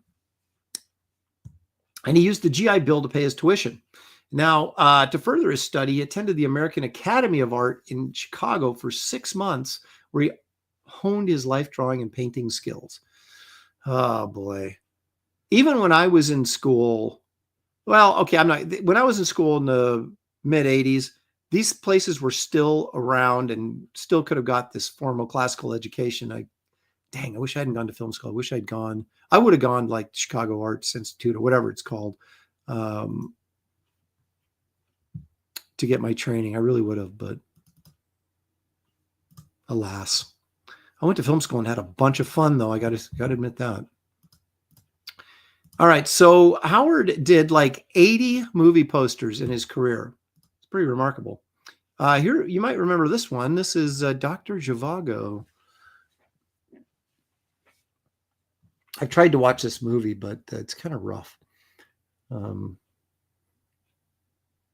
think Julie Christie gets assaulted by, who was it? Rod Steiger, maybe? Well, anyway, in the movie, I mean. Now, this is interesting. After art school, a family friend introduced Terpning to Hayden Sundblom. Once again, Hayden Sundblom mentors another great artist. Remember when we did Hayden Sundblom on the show, he had a studio that many great artists went through and coming up at great golden age illustrators, and Howard Terpning apparently was one of them. And of course, the great pinup artist Gil Elvgren was also in Sundblom's studio. So anyway, so a successful and highly regarded illustrator at that time, that was Hayden Sundblom. Based on the recommendation and strength of Terpning's drawings, Sundblom hired Terpning to work at his Chicago studio as an apprentice for $35 a week. Initially, Terpning ran errands, cut bats, built crates, and cleaned brushes. After about a year and a half, he began to work on his own commissions. In 1955, he moved to a Milwaukee studio where he stayed for 3 years before relocating to New York, where he was hired by a major Chicago studio. So he moved to New York and then got hired by a Chicago studio. By 1962, he was working as a freelance artist using an agent to facilitate the business side of his craft. As a result, Terpning was able to work from his home studio, eliminating the long commute to New York City. Okay. Let's take a look at, now this was a shock to me. I wasn't really sure what I was looking at when I looked this up, but he was born in 27. This movie came out in 1939. So he'd have been 12 years old when the movie poster, you're like, he couldn't have painted it. But what he did was he painted this as the re-release poster in 1967. So you can say he did paint Gone with the Wind, and this is the one we're all familiar with. Now, I didn't look it up because, I was scrambling to get this stuff together, but I assume the original poster, this is what the original poster looks like, and he just repainted it. But yeah, I mean, there you go. He did the re-release painting. This right here is the re-release in 1967. Then, of course, it was released again in 72 using this same illustration. So let's see here. He did advertising art for publications such as Reader's Digest, Time, Newsweek, Good Housekeeping, Field and Stream, McCall's, Redbook, and Ladies' Home Journal. In addition to illustrating for magazines, Terpning completed over 80 movie posters, starting with The Guns of Navarone in 1961. And he also worked on Cleopatra, Dr. Zhivago, The Sound of Music, Sand Pebbles, and the 1967, here it is, re-release of Gone with the Wind. Now, this I find really interesting. In 1967, let's look at a new piece as I continue to read this interesting biography. This is a piece from a movie called 55 Days at Peking with Chuck Heston, Ava Gardner, and David Niven. That's kind of cool. In 1967, in the midst of his commercial art career, Terpning left his home in Connecticut and headed to Vietnam as a civilian combat artist. He was invited by the Marine Corps to document the war by living with Marines for 1 month. After 2 weeks of training, he wound up in Da Nang, South Vietnam, with camera and sketch pad, going out on patrols with combat troops. Are you kidding me? Of the experience, Terpning stated he was profoundly changed, I'll bet. Upon his return home, he created 6 paintings, which are now at the National Museum of Marine Corps. Wow, can you imagine? That is a ballsy. Would you have enough guts to do that? I don't think I would. Around 74, Terpning began to to tire of commercial work and decided to follow his interest in the American West and the Plains Indians. So we'll take one more look at one other commercial piece, then we'll get into his fine art, which I find quite spectacular. And here is The Sound of Music, folks. I hate this movie. I like musicals if they're comedies or fantasy, because when you work a musical into like pretty heavy subject matter, like World War II and the Nazis invading wherever they were invading here, the Alps, where the Swiss Alps, I don't know where they were at, but it's like, it just seemed ridiculous for these people to break out in song in a really dramatic setting like that. So I never liked this movie, even though of course it won Academy Award for Best Picture and Julie Andrews Best Actress and all that stuff. But give me Singing in the Rain any day for a musical, but a great, very famous poster anyway.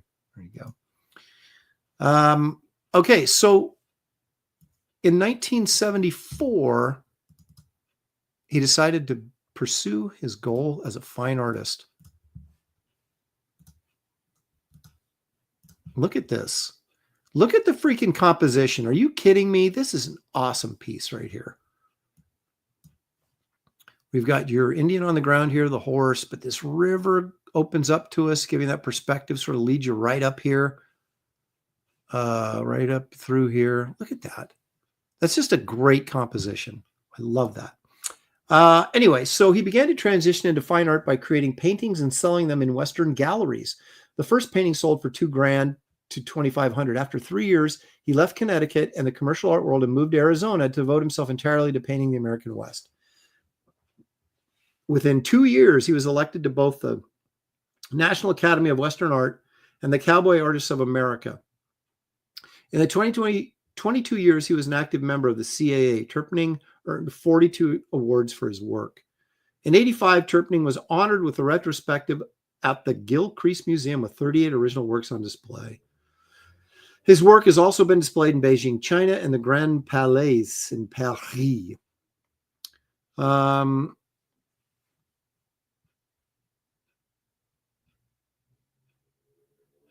So there you go. His work is in museums and all sorts of groovy stuff.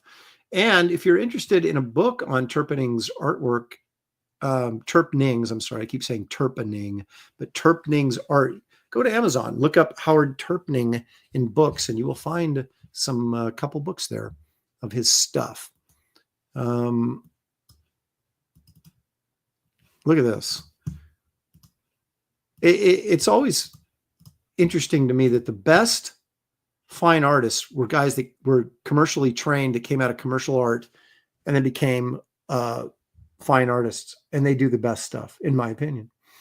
Look at this. Look at the drama in this piece, man. This is the kind of, like, if you're going to have like Western art that appeals to comic book fans, this is the kind of stuff. Pity Moss says, but Aaron, you hate Abbott and Costello meet Frankenstein. I can't trust what you love. Wow. Or I can't trust what you love, maybe, is how we should look at it.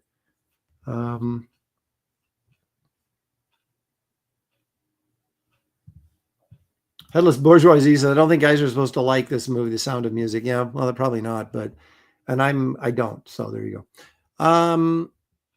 Anyway, look at this. It's nearly monochromatic with this sort of orange red going on here. But we do have a little, look at that, a little blue right there, a little bit of blue right there, a little bit of blue in his hat, some blue right there. Look at the color in here, the subtle colors on the ground here, a little green, blue in there. Back up in here. I love looking at guys who know what they're doing. This is fascinating. Look at this composition. I mean, there's a lot of people that do like Western art, and it's just boring. This is just like really interesting. You got this great rock formation, these guys looking out over here. I mean, I'm not a huge fan of Western art, but I'm a huge fan of great art. And this is great art. I could see myself, like, if I had money, imagine if you had money, I would buy something like this and hang it on my wall proudly. I mean, this is really good.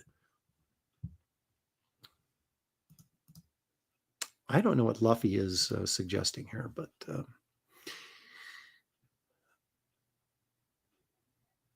it's loose, but it's not loose. You know, there's texture there. Now this, I find this interesting as heck. We're going to assume this is a after a victory over the cavalry, maybe the U.S. cavalry. You have this Indian holding up this torn American flag. He painted this in 97, so he would have been like a gazillion years old. He would have been 70 when he painted this. Wow, I've still got 10 years to go. I can still do something good. Mucky says he's got a very obscure composition sense that makes these seem real, like a Robert Bateman wildlife painting. Yes. Of course, we looked at Robert McGinnis's stuff on this very show probably several months ago, but his Western stuff is incredible. His composition's so interesting and dramatic. And then we'll end with this one right here. Now, John Malin would hate this because the horses, the guys are so big compared to the horses. But you know what? That's reality, John, right there. But John doesn't live in reality, and that's fine because he's a comic book artist, and you shouldn't live in reality. You should exaggerate reality. So, but in real life, you know, guys, some of these guys are pretty good size compared to the horses. But I love this, like this, I guess, like gray or blue war paint or whatever they got on there. This is really interesting looking. Got a nice sense of motion from the wind or whatever. Those gray skies back there. That's another really cool piece. He's got a ton. If you just look up Howard Terpning on Google, a ton of his Native American stuff will come up, and all of it is just really, really sensational.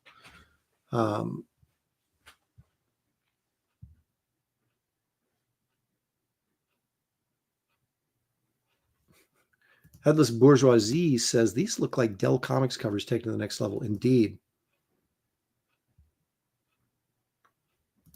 But what's the significance of these? Wait, actually, my wife is, so watch it, pal.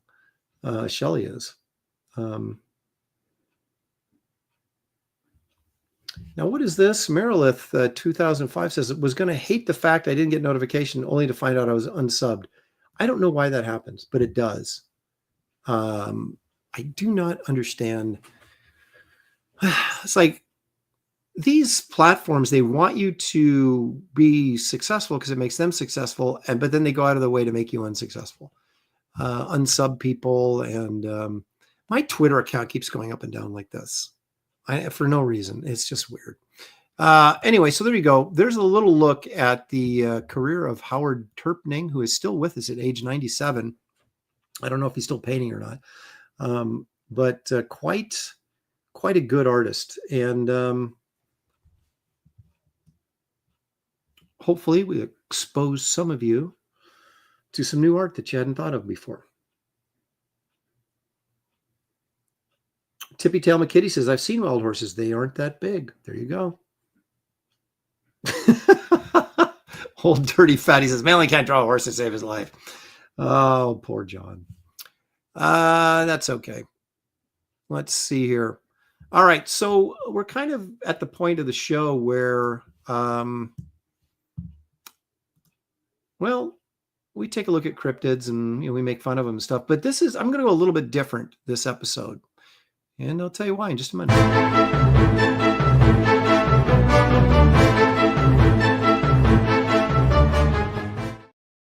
I saw this video by this scientist. I hate to use that term these days, but naturalist, scientist, whatever. And debunking some of these cryptids, right?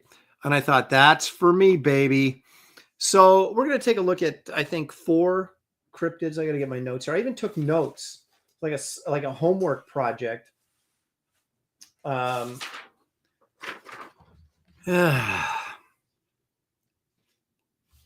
take a look at what this guy has to say about our good friend, the chupacabra. Now,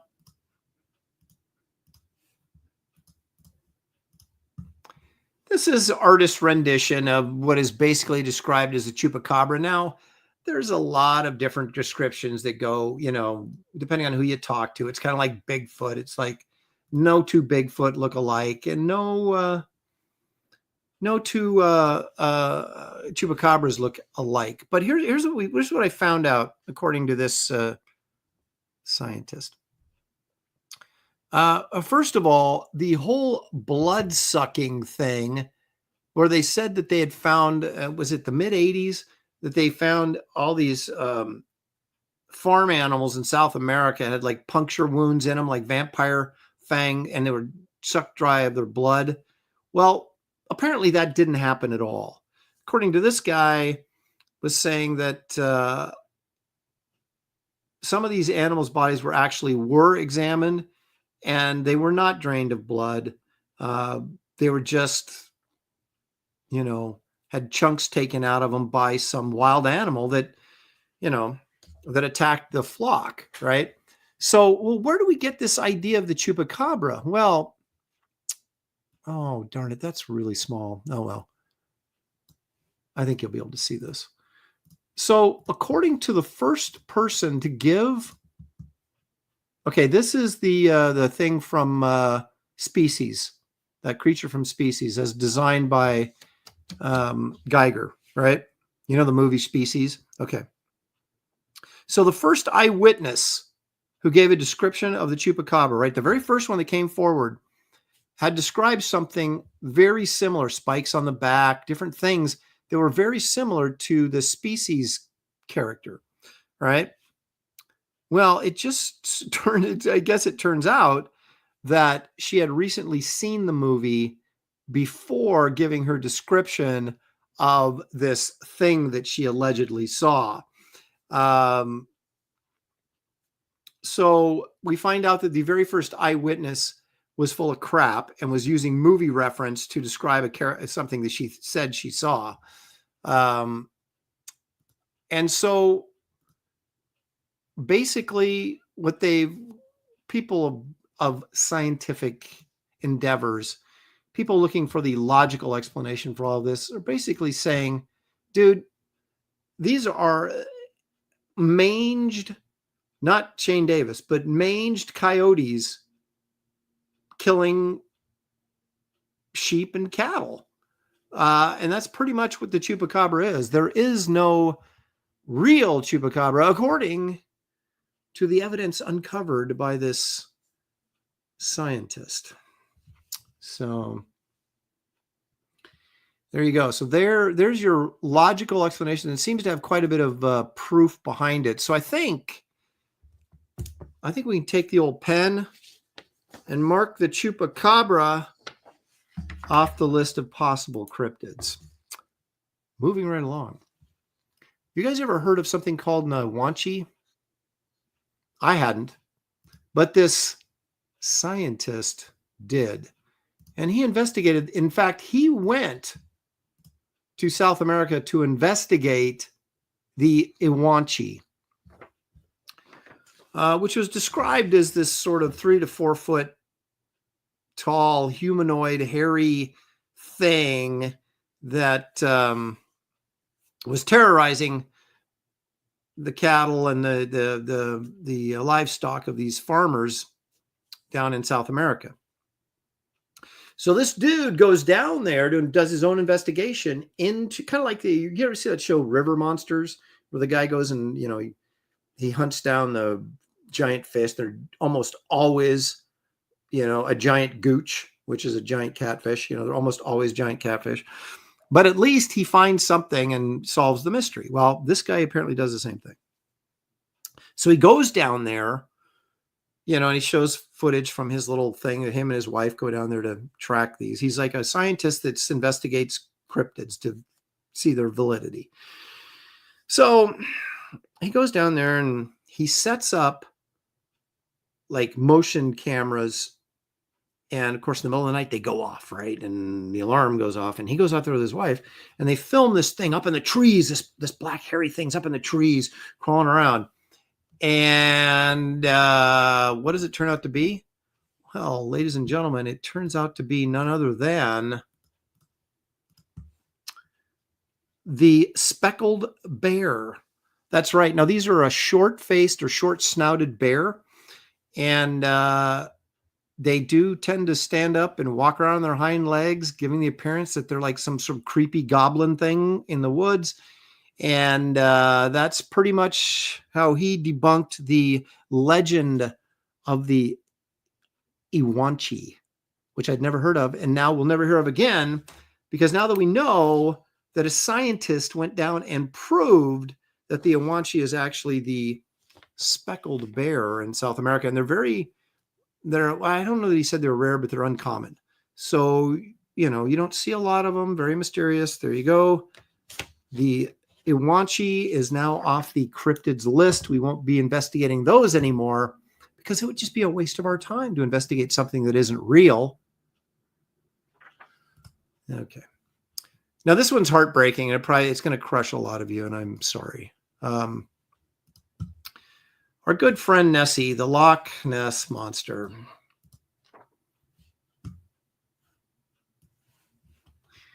Forever, everybody's believed this to be a plesiosaur, right? Now, as a kid, I wanted to believe. That there was dinosaurs still alive, maybe in the Congo, and who knows, maybe there are, but I don't think there's one in Loch Ness, unfortunately. So let's look at the trail of evidence, the scientific trail of evidence here. Now, the legend dates back quite a bit, but here's the first photographic evidence. Okay, so very first photo of the Loch Ness Monster caused quite a stir back in 1920 or whenever it was taken. And as we all know now, this was a fake, admitted to by the photographer. It was fake. So you have this whole legend of this Diplodocus dinosaur based on a fake photograph. That should be the first thing to tell you that it's probably not real. But anyway, that didn't stop people from believing, because I don't care if that photograph's fake. I know there's a real one in there. Well, so what could it actually be? People are seeing something, certainly, but what could they be seeing? Well, according to this scientist, you could be seeing the large European eel, which have known to inhabit the loch. They can get up to 7 feet long.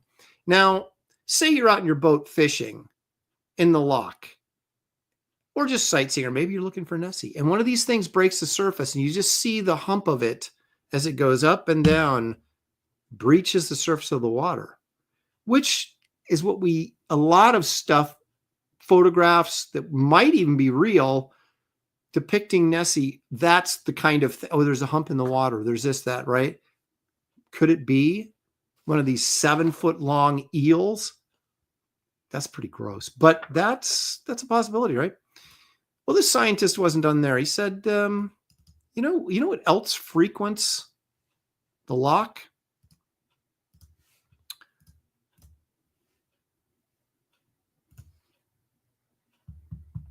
Harbor seals. They make it into the loch. Apparently, their loch is not land bound. Apparently, there's tributary that feeds into the ocean. So here's the loch. Here's a seal. Wow. Now, say you move back 100 yards from that and see that. That looks like a Diplodocus head. Now, imagine there's a school of seals all jumping together, and you see them, and you think, my gosh, I just saw the Loch Ness Monster, when actually what you saw was a harbor seal.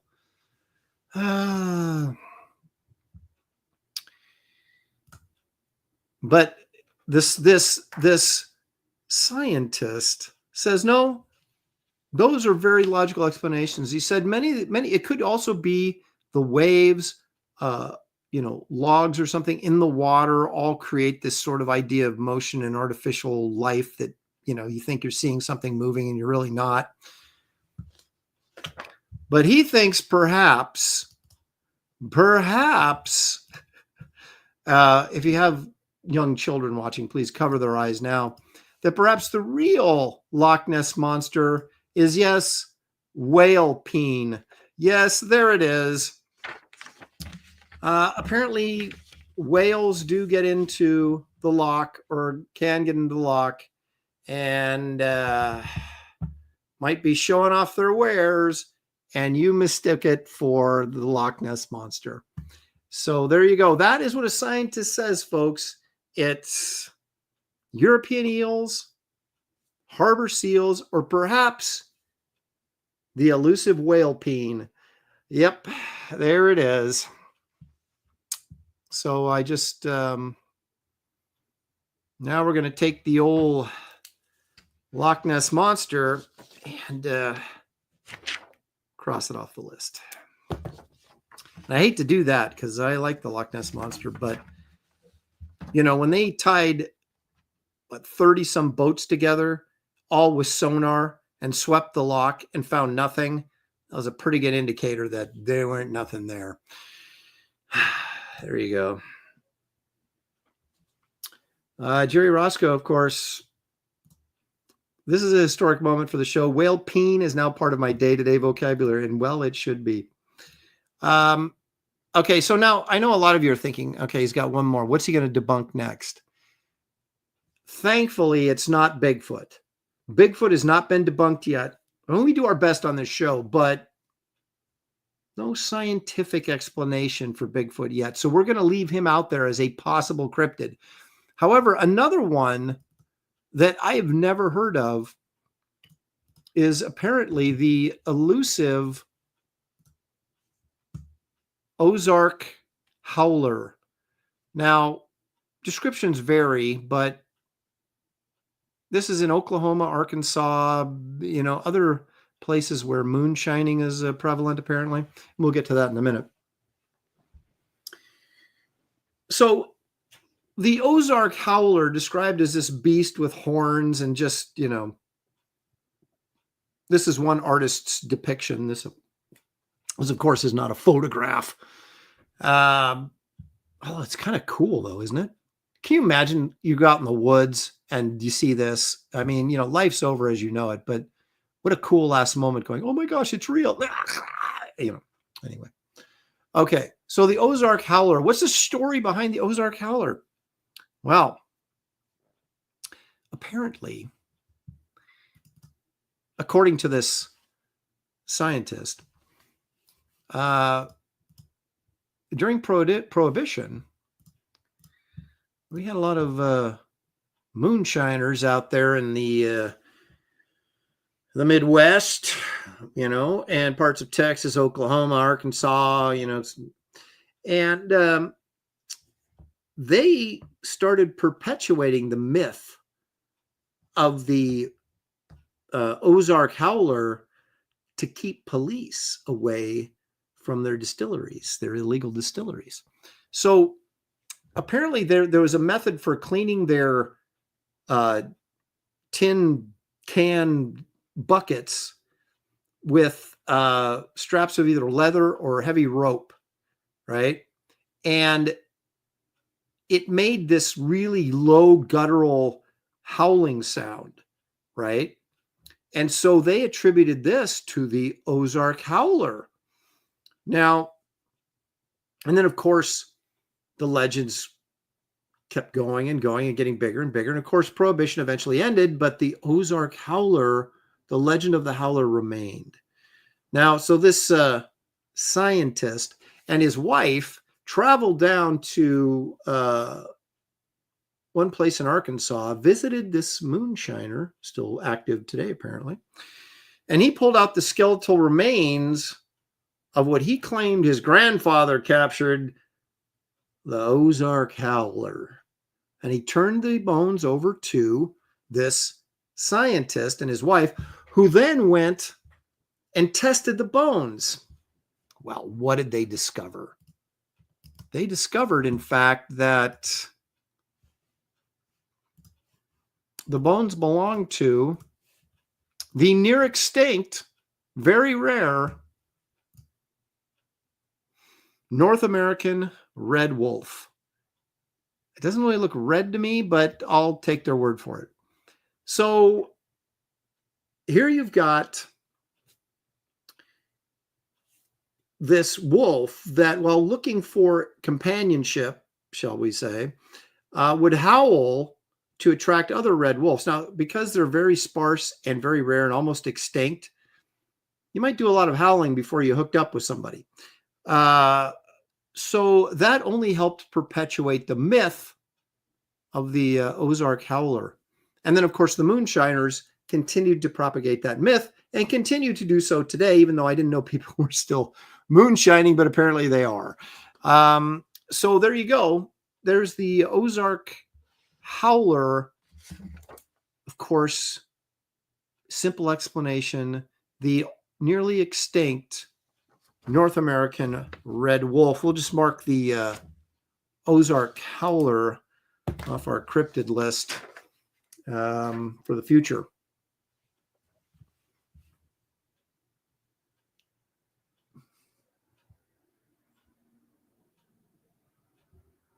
All right. I guess I shouldn't have said peen, because now we're going to get nothing but peen jokes in the chat, kind of like Shelley's Uranus joke. So now we're getting Uranus and peen. It's not a good combination. Anyway, so there you go.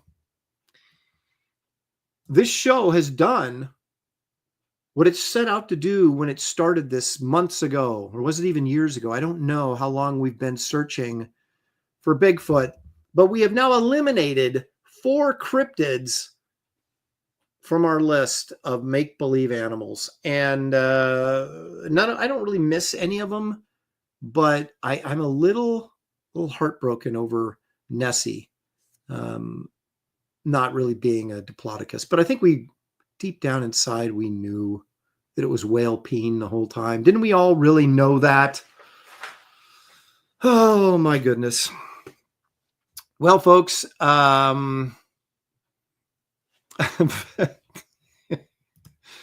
Victor says, haha, Aaron, you believed in Nessie as a little kid and it was a whale's dirty practical joke the whole time. Indeed, it was.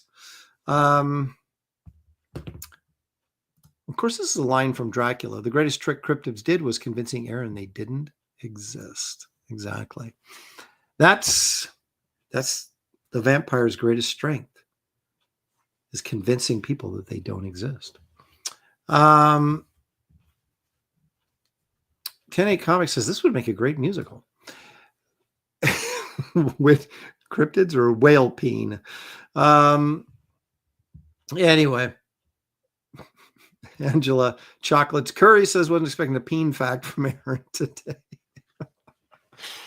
I'm here to help you guys. I'm here to educate the masses. That's what I'm here. We talk about art. We talk about whales. We talk about anything that it may be relevant to our psyche. I want to thank everybody for joining me today. We have a large audience, and I appreciate that very much. Hope you guys will like and subscribe to this channel if you haven't done so already. This is the kind of entertainment you can expect on a weekly basis if you join, and it's free. So what have you got to lose? Also, please, if you haven't backed Wraith of God 3 Fear Hollow, please consider doing so. You'll find a link in the description of this video. If you feel like, Aaron, 3, how could I possibly read 3 when I haven't read 1 and 2? You can go to my website, aaronlopresti.com, and you can order the books there and get them immediately. So everything ships immediately on my website. So because it's in stock, it's sitting right here waiting for you to order. So there's a link in the description of this video that will take you right there as well. So I appreciate your guys' attendance today. We had a good time, as we normally do. At least I had a good time. I hope you did. And enjoy the rest of your weekend, which little of it is left. Have a great week coming up. Be on the lookout for Comicsgate Kings on Monday, the Professionals on Tuesday, and of course, the ever-popular Graybeard Studio on Wednesday afternoons right here on this channel. So thank you all. Be good. And we will see you next time right here on Aaron Live. Good night, everybody.